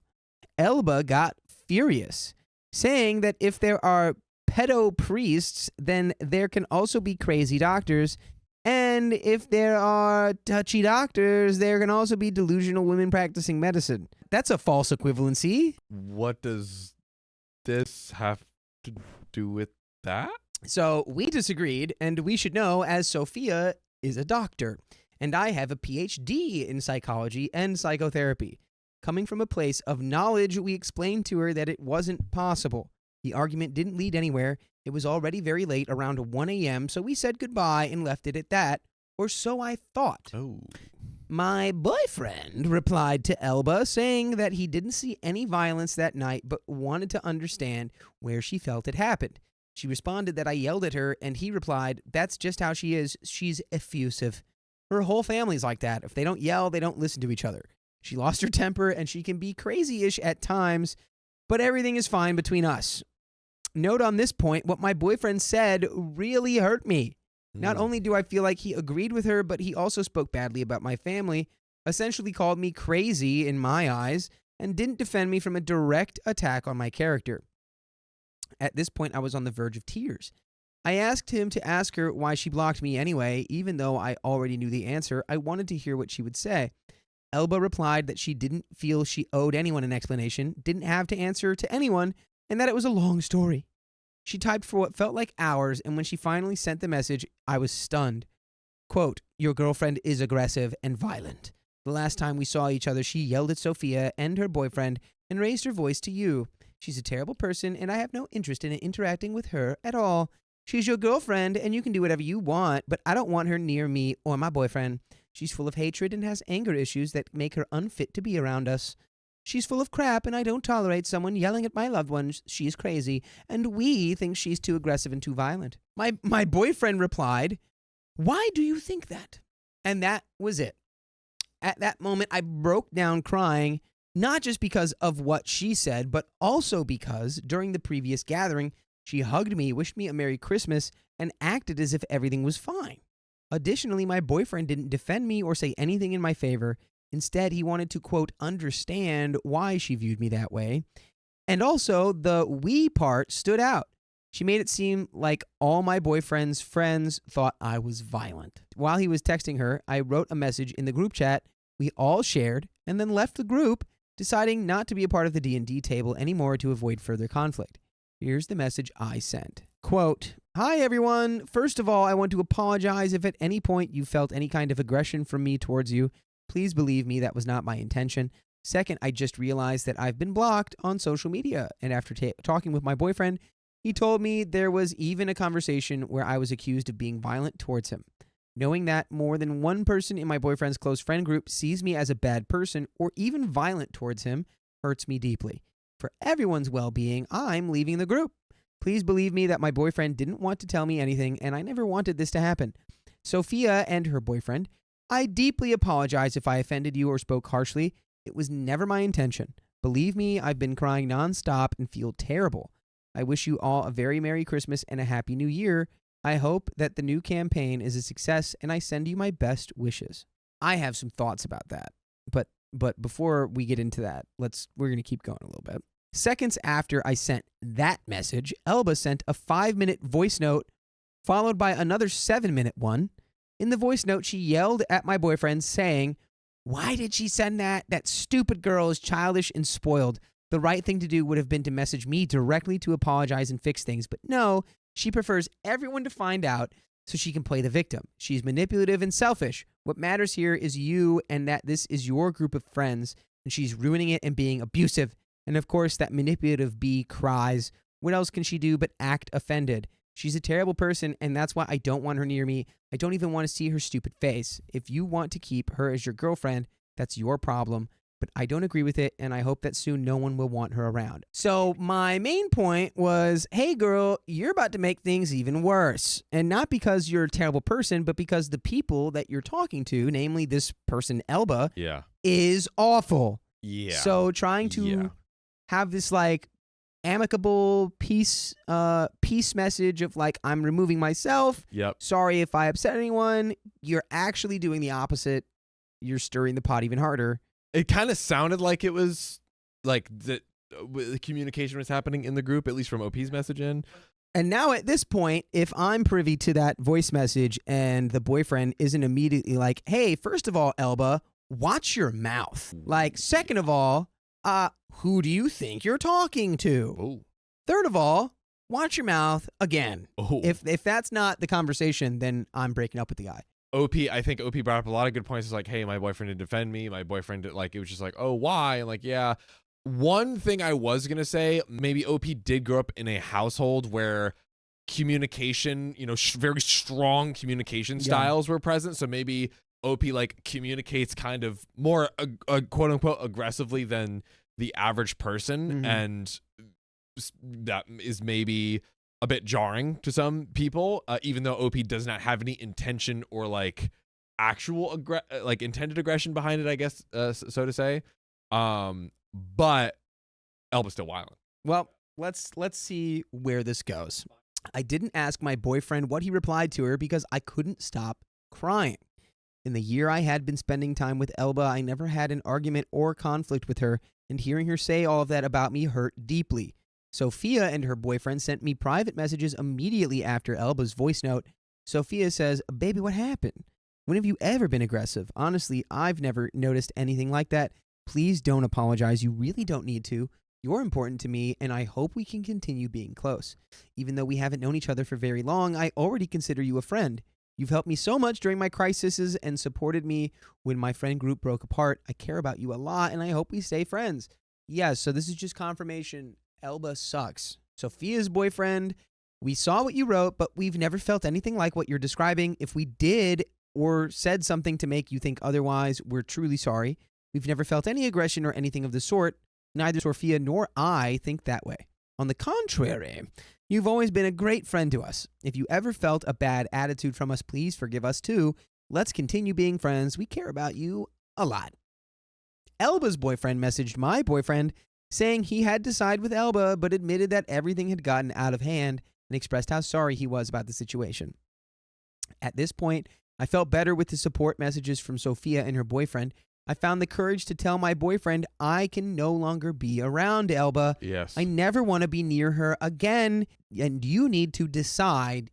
Either you side with her and we end our relationship, or you side with me and you keep her away from me and understand that I never want to see her again in my life. So, my boyfriend got up and started saying I needed to stop talking. He said he was having a panic attack, that he couldn't make a decision like that, and that he never thought it would get to this point. He said he wasn't able to decide. I will continue reading before I get into my... I have thoughts. Yes. I have thoughts. Yes. But I will continue to read. I waited for him to calm down, gave him his anxiety pill and a glass of water. Note, I'm a psychotherapist and I specialize in helping people in crisis. And once we were in a better place, I simply said, it's late, you should go home. Think about it and we'll finish this conversation another day when we're calmer. He told me he didn't want to leave me like that.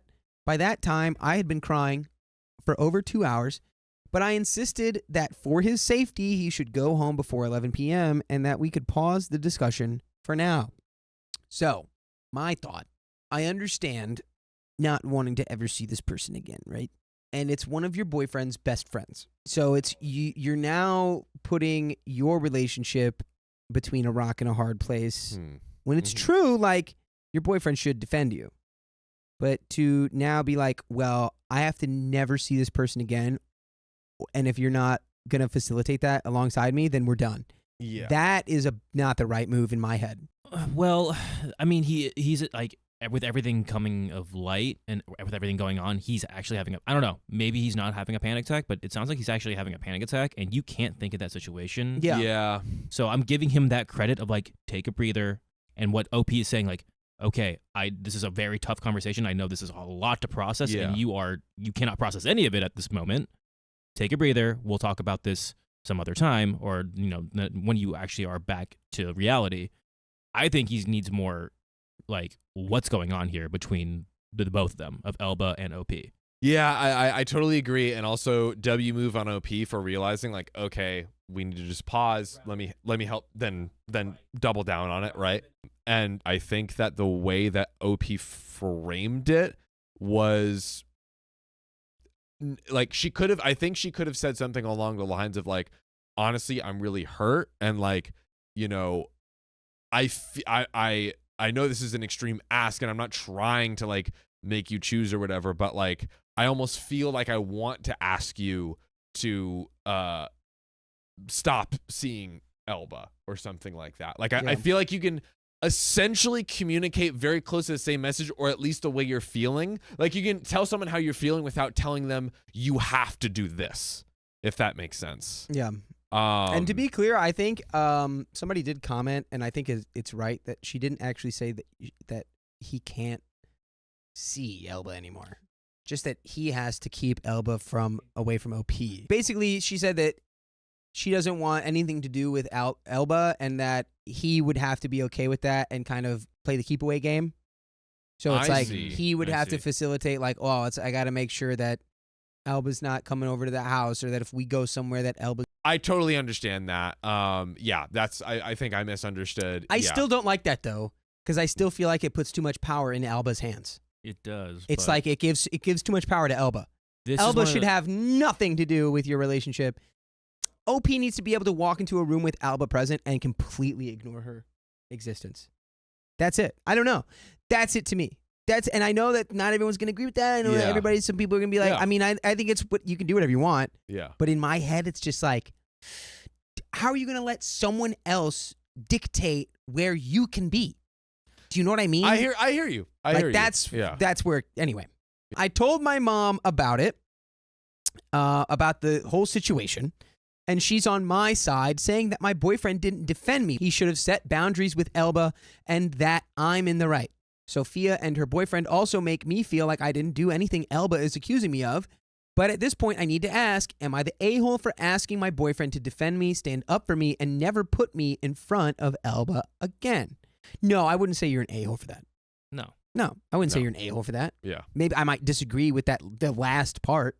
I agree with the rest of it, and I don't think you're an a-hole. Here's an update. Thanks to everyone who commented. I read all your comments and upvoted them to show that I genuinely took every word into account. I deeply appreciate your perspective. It has helped me through a very difficult and painful time. Let's get to what everyone wants to know. Last night, we sat down to talk calmly. Keep in mind that more than 4 days had passed since the incident before we had this conversation. That day, the day of the incident, I asked him to stop responding to her, as it was only giving her more ammunition to keep attacking me, and I didn't want him talking about me anymore. Mm-hmm. That same day, I realized he kept replying to her, and I knew he continued. We sat down in the living room, and I said, First of all, I want you to know I'm not angry. I'm sad, and I want us to talk and figure out how we can fix this. I love you, and I want to know if you're okay and if you feel ready to talk. He told me he hadn't eaten because he was anxious about our talk, but otherwise he was fine and wanted to talk too. I first asked if he could show me what he had replied to Elba over the past few days. When he showed me, I saw that Elba kept sending hateful messages about me, and my boyfriend replied, not by defending me, but by validating her with things like, why do you feel that way? I'm sure she didn't mean it like that. Let me talk to her. That's bad. There were several voice notes of her attacking me and countless messages. I had blocked her a day before seeing him. Apparently, she tried to contact me via text to clear things up. She sent him screenshots of her messages and to me and said, she's immature and childish. Why did she block me? She has zero emotional intelligence and is manipulative. Dude, defend your girlfriend. Break up. I'm breaking up. Yeah, I gave this guy the benefit of the doubt, and he had 4 days to, like, and he's still not defending anything. He's like, I'm hearing you. I'm hearing you, Elba. Like, that sounds okay. Okay. Like, maybe my girlfriend does suck. Yeah. You know, maybe literally. Maybe Elba, you're kind of great. Okay, I handed his phone back and told him 3 things before anything else. Number 1, what I'm about to say doesn't mean we're breaking up. I want to continue as a couple. Number 2, what I'm going to share are decisions I've already made, not to punish you or make you feel bad. Number 3, I love you, and nothing I'm about to say changes that. Context, we had been talking about getting married and moving in together by mid-next year or on our 2nd anniversary 3 months before the year ends. When we discussed marriage, he said he only wanted a civil wedding, but I want a church wedding, not just because it's important to me, but also to my family. He said he didn't want to stand in front of a pedo priest and didn't even want the civil ceremony, only to live together. That who else was saying words like that? Yeah. Elba. Call back. Elba. Call back to Elba. Remember. That's crazy. I told him no. That my family, a bit more traditional, and I wanted to do it the right way, quote unquote. He replied, if your mom never got married, why would she care if you don't? At the time, I didn't think much of it. But after all this, it feels like a huge red flag. He just dunked on your mom. Dude, that's awful. He double dunked on you and your mom in the same breath. And again, the way he said, like, literally the same exact phrase she did, I'm like, oh, she has him wrapped. Elba has the boyfriend wrapped around her finger, influencing him, maybe doing a little bit more. I don't know. At the very least, we could say that Elba, it definitely has a thing for OP's boyfriend. I told him I wanted to cancel our plans to get married and move in together. I explained that we weren't in a healthy place and needed to resolve these issues before taking such an important step, which is true. I also clarified that I didn't want him to stop seeing his friends or playing D&D, and that, out of respect for Sophia and her boyfriend, he should continue doing so. Finally, I told him I needed time to heal, that my heart was broken, and I wasn't acting out of anger, but trying to give us space to heal and figure out how and if we could stay together. He lost it. Uh-oh. He had another panic attack. Oh, dear. Crying, he begged me not to cancel our plans, saying he loved me and didn't want any of this and felt I was punishing him. After pressing him, he finally admitted what he was thinking when he validated Elba's points. The campaign is really important to me. I know it's childish, but I'd already written things for your character, and it's important that you play with me and my friends. If I cause problems, the group might disband. If I don't side with Elba, she'll isolate me and turn everyone against me like she did with Chris, a friend who was also part of the group but got excluded because Elba hated her boyfriend. And if I don't agree with her, we'll lose our friendship with the group. I waited for him to calm down. Then told him what I thought about everything he'd said. I'm not asking you to leave your friends. I've always believed couples should have friendships or groups outside of the relationship. I never asked you to leave them. I asked you to defend me, set boundaries, or respect that I can no longer be around Elba. And everything you're saying confirms what I've been thinking. I can't stay in the same group with her. Even if Sophia still invites me to her wedding, I'd only go to congratulate her and then leave. If you want to stay for the party, I wouldn't be upset, but I won't risk being in a place with Elba and booze. And what you're saying shows me this too. I'm not your priority. Your priority is your D&D group and your friends. D&D. I'm not. That's right. That's it. Why don't you just take that guy, ball him up like this, and get him out of here? So, I'm not your priority. Your priority is your D&D group and your friends. I'm not. Facts. And that's another reason we're not in a place to think about living together, because our priorities aren't aligned. He asked for time to fix this, saying he wanted to redeem himself and start acting differently to show me I'm his priority. He asked me to put our plans on pause instead of canceling them. I told him, for example, about the church wedding. I feel there's no middle ground because I'm the one pressuring for it, and if it happens, people would think I manipulated him. If I were his priority, he'd at least consider it without those comments because it's important to me. Now I feel like I'm manipulating him, as Elba claims. He asked me to stop mentioning her, but I told him I couldn't because now I see her as being in the middle of our relationship. We talked a bit more, coming back to the same conclusion. I'm not his priority, and he needs to talk to Sophia and her boyfriend to avoid losing them. The next day, after we talked, he sent me a voice message saying he reread the conversation and felt angry. Initially, he thought I was exaggerating, but during our talk, I pointed out several parts where Elba insulted and belittled him and where she tried to manipulate him. Like, you're slow, but if you're smart, you'll see how violent your girlfriend is. And I'd hate to have to disband the group like we did with Chris, but people like your girlfriend shouldn't be around us. After rereading, he realized I was right and wasn't reacting emotionally. What hurt him most about our convo was when I said, right now, I couldn't sleep with you if we were living together. I feel sad, and tonight I'll shower, have dinner, and go to bed with my dog. It comforts me to know you won't be there, so I can cry and be with my thoughts, and you don't feel responsible for making me feel better. I need to sit with my feelings, not with you. When I said that, he told me, at that moment, I understood that I wasn't a safe space for you. You're right, I can't be a good husband or life partner because I'm not giving you what you need: security, protection, and care. You are not being manipulative. You are sharing your needs and what I should be doing as a good boyfriend. Instead of trying to soothe Elba, I should have been comforting you and taking you away from her and from all of the damage. Okay, first great thing he said. He seems like they both seem pretty emotionally mature. Maybe his anxiety ramps up and then he goes to crazy town. Yeah, but he might have also been blinded by how long he's been friends with this girl. Best friends for a long time. It seems like maybe some influencing factors maybe took him away. But when he's at baseline, which seems like where he was just there, that was I think very thoughtful response. Yes, indeed. This afternoon, he spoke with Sophia and her boyfriend and told them everything. They were obviously shocked, but asked us to have dinner with them to talk. From the messages, I can tell we'll still be able to maintain a friendship with them. He set a firm boundary with Elba, telling her he couldn't allow her to keep speaking to us that way. He blocked her and sent her boyfriend an apology for the drama, saying he still considered him a friend, but understood if he had to pick sides. And by the way, I want you to pick our side. Oh. And you can do that by listening to full episodes with stories like these on Spotify, Apple Podcasts, or wherever you get your podcasts. All you got to do is search up OK Storytime, and there they are. Episodes for you to listen to at your pleasure. I mean, do we have anything else to add here? I think.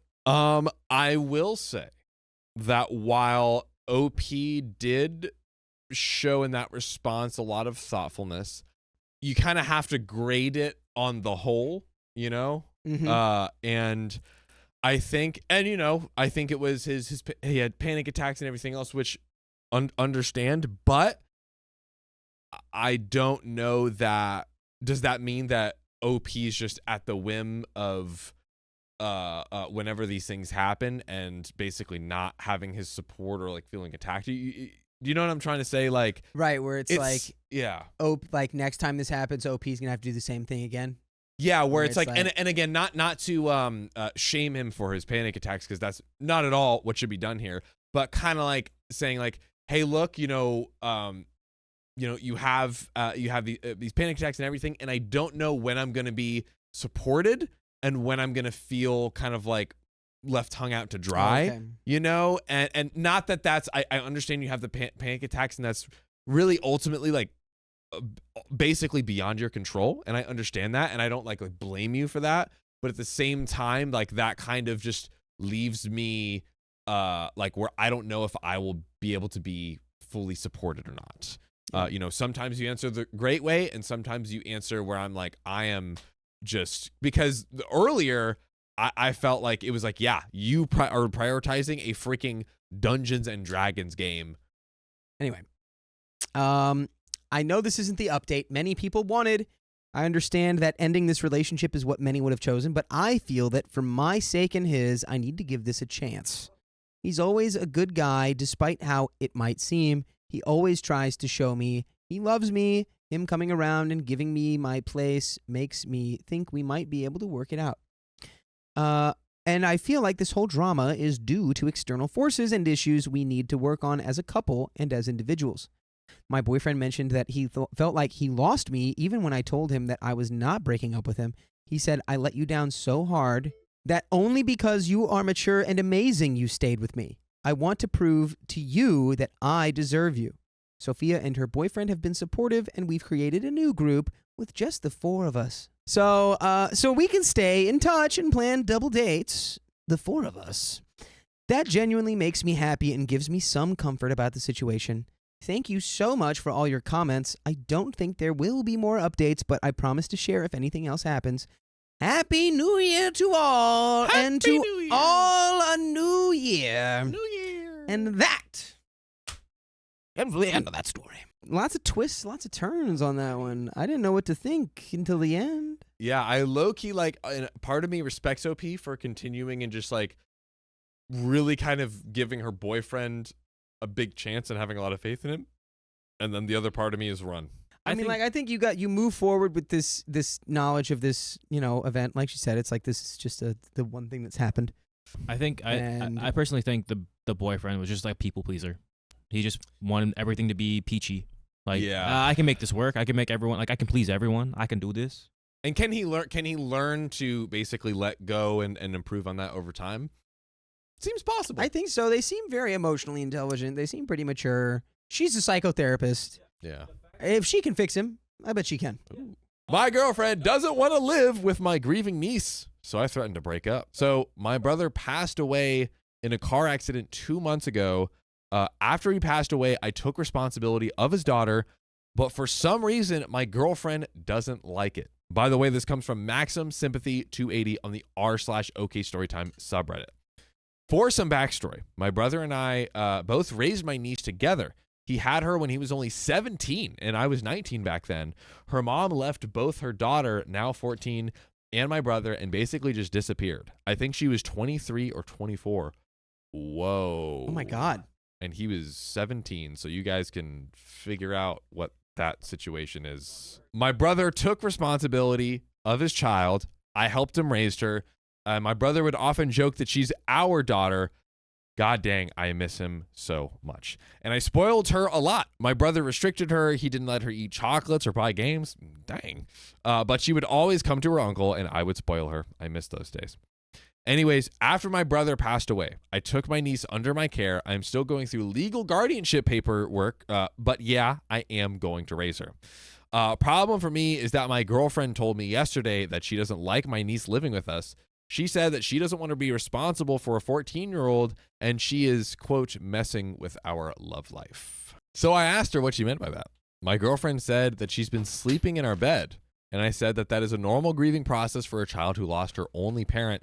There is nothing wrong with her hugging me or finding comfort in me. She said she doesn't want her to sleep with us. I said it's only been 2 months to give her some time.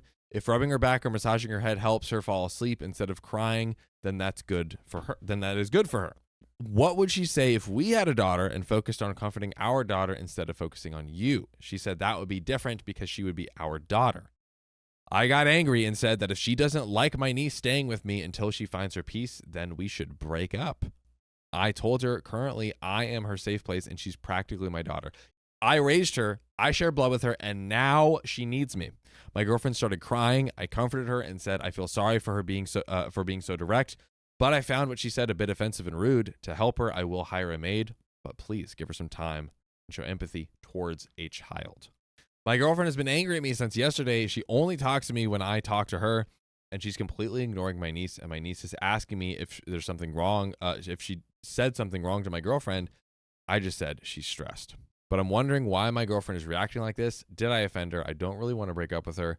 But if I have to choose between them, I will choose my niece for now. And there was a consensus. OP, they basically voted OP, not the a-hole in the story. So commenter number 1 says, honestly, there's no saving the relationship. Even if girlfriend backs down and accepts your niece to your face, she'll make your niece feel unwelcome, unwanted when you're not around. From this point forward, your girlfriend shouldn't be trusted alone with your niece. Commenter number 2, yep, she's openly icing the kid out. Things are only going to escalate from here. And OP needs to keep a very close eye on the situation. Make sure that the niece knows that she can tell him if girlfriend starts mistreating her behind her back. Though personally, I'd end things and be done with this B. Commenter number 3 says, OP, the sad reality is that your girlfriend just told you that she doesn't want this life. Yeah. And that is going to make her resent your niece, who is now your daughter, which will lead to her treating your daughter like crap. And I mean, she's already treating your daughter like crap. It is time to accept reality. Your girlfriend does not want to help you raise your daughter. Again, it's time to start seeing her now as your daughter because you are a single dad now, which I think OP totally would agree. I would imagine. She's not all in, which means you have to be all out. Your daughter comes first, now and forever. It's time you accept that, not the a-hole. You would be the a-hole if you continue this relationship, though. I don't agree with that. It just feels like a commenter who's like extra like, I know all. Exactly. They're saying it to get the points, you know? It's like, dude, come on, stop it. You can't make that call. I mean, and it's not like, not treating what could call her daughter, the niece, well. I mean, I think. Oh, actually, wait. Maybe I do agree with that. Because maybe I do agree with that. Actually. There is the challenge of like, it does seem that she's not. It does seem like she's unlikely to change at this point, at this juncture. Update. I'm so surprised that my post blew up. So many people dropped their opinions and thoughts and still commenting on the post. I thank all of you. And for those who are asking, I have been with my girlfriend for 3 years. I also confess that I'm in the wrong by not having a clear discussion with my girlfriend, and those who are saying my niece should not be sleeping with us. Instead, I should have gotten her own bed or stay with her until she falls asleep. I already tried that. Initially, she was sleeping alone, but she would wake up at night, and I had to go to her and console her. She started sleeping with us because she was constantly afraid. It's trauma. She's only 14. Honestly, I think I would do the same for my 14-year-old daughter.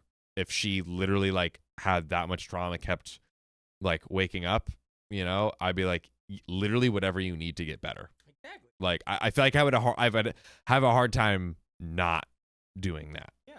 Obi says, to be honest, I don't care if she's sleeping by my side. She only had one parent. I was just a fill-in. And she's lost her parents, and she's an orphan now. She can sleep by me as long as it helps her. I think it's too soon to pressure her. I went to my girlfriend and said we need to have an honest and open discussion and decide what to do next. A smart move. I apologize for her for not thinking about how she would feel, but I didn't have a choice. I had to bring my niece in. I also have to worry about all the legal paperwork, her school, my brother's assets, and her other people. I mean, so many things to consider here. He's dealing with all of the things that happen when someone passes. The estates, the legal guardianship in this, like the after passing is just like, it's just your to-do list is insanely long. Like just the stress of that. Like there's just so many things. My girlfriend said that she doesn't want my niece to live with us, and she has tolerated it for long enough.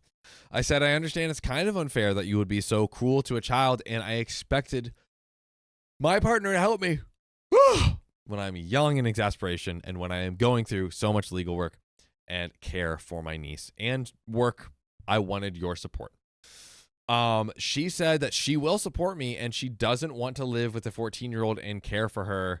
Either I choose my niece or her. Damn, that's an easy choice. Well, woo. Yeah, it's going to be the daughter. And for that, Sharks, you're getting out of my house. I'm out. Actually, you're out. You're out. Get out of my house.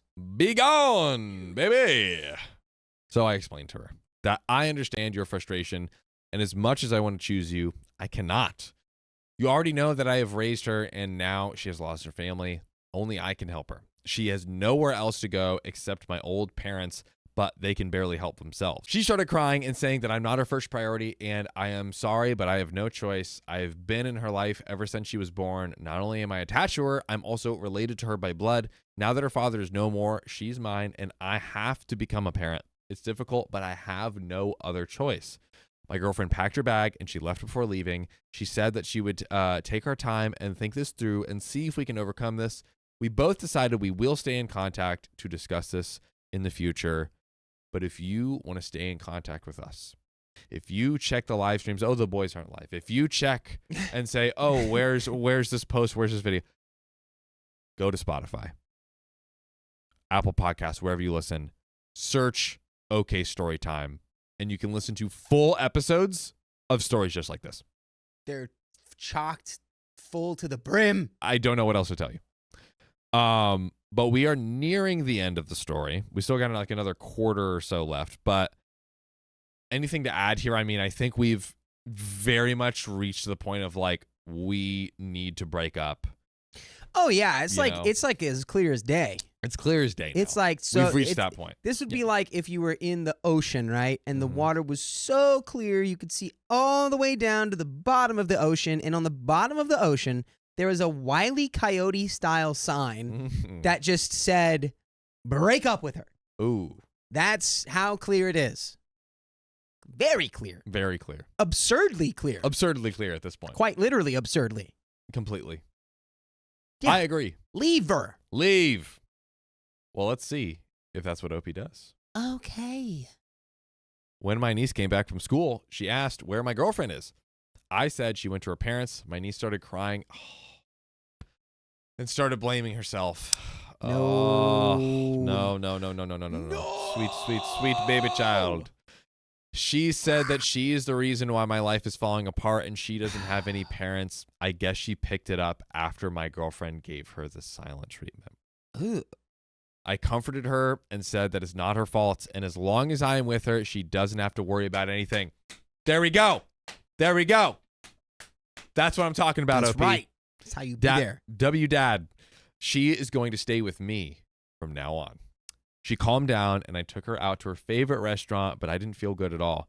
I am happy that I chose my niece over everything else, but I also lost my love, which makes me so effing angry and sad. Yeah, I think you can be like, yeah, of course I made the right decision, but it still hurts to, any breakup sucks, right? You're mourning lost love. Yeah, and especially this situation, it's just like, it just feels like crap, but he made the right decision. He made the right decision for sure. Commenter number 1, not the a-hole. I know it doesn't feel like it now, but the trash just took itself out. OP downvoted. Okay, we'll see. Says, I won't lie, I don't really feel good about how you are insulting my love by calling her trash and others insulting her by calling her names. I also understand what she's feeling, but she is oblivious to how I feel. She isn't trash, just stressed and a bad partner. But if I have to choose my partner over my niece, I will choose my niece again and again. Just don't like the way you and others describe her. That's fair. Well, OP responds to the detail of his ex-girlfriend being uncomfortable with the current living situation for his niece. OP says, assuming that my girlfriend's main problem is that my niece is finding comfort by my side and sleeping next to me, then that is a stupid reason to throw the whole relationship away. My niece is too young and is going through a lot. In time, she will recover, and as she recovers, I have plans to get her into therapy. Right now, I am too overwhelmed managing everything. But if that is my girlfriend's only issue, we can work through this. But I'm assuming that my girlfriend wanted me to kick my niece out, which is what she said, so we don't even have to assume, which is impossible because she's basically my child now. Imagine saying, kick your kid to the streets. The fact that she's so like, the girlfriend is so like with her chest, like, you choose me or her. Come on. Like... that ain't it, lady. Opie says, I guess our priorities changed. To be honest, I never expected that I would lose my love, but the way she's speaking, she doesn't want to be in my niece's life, and I will 100% choose my niece over anything else. Nice. I have no choice but to be responsible for my niece. After paperworks are done, she will officially become my child. There's only 2 ways we can go through with this. Either she is okay with this change or we break up. Unlike her, I don't have a choice. I will do what's right for my child. Not even sure if I should call her my niece or my child. You've earned it, OP. And I think that's you are her father, you are her guardian, 100%. Anyway, I should have another honest, open conversation with my girlfriend to understand each other and see if we should part ways. Commenter number 2 says, it sounds like your priorities are correct. I don't think you're going to end up happy with anyone else who doesn't share or at least understand and accept these priorities. Opie says, I know that I'm doing the right thing by taking care of my niece. Even if I am her uncle, I am her parent now. I will prioritize her well-being over my own. But the thing is, it's kind of difficult for me taking care of my niece, losing my brother, taking care of his belongings, going through legal and different paperwork. And on top of that, I broke up with the woman I was in love with. I didn't like the way people were calling her names, but I guess they are right. My girlfriend didn't support me, no matter how many excuses I make for her. She emotionally abused my niece by giving her the silent treatment. Oh, true. I think I will just focus on my niece's well-being and put everything behind me. She comes first and always did. Before my girlfriend, heck, even my brother. I will just put my hesitation behind and care for the child I am responsible of.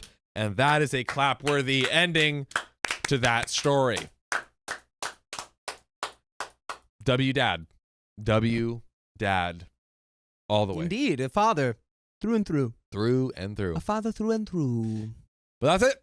That's all on that story. That is the end of that story. It's the end of that. That's the end. Are you gonna take there? You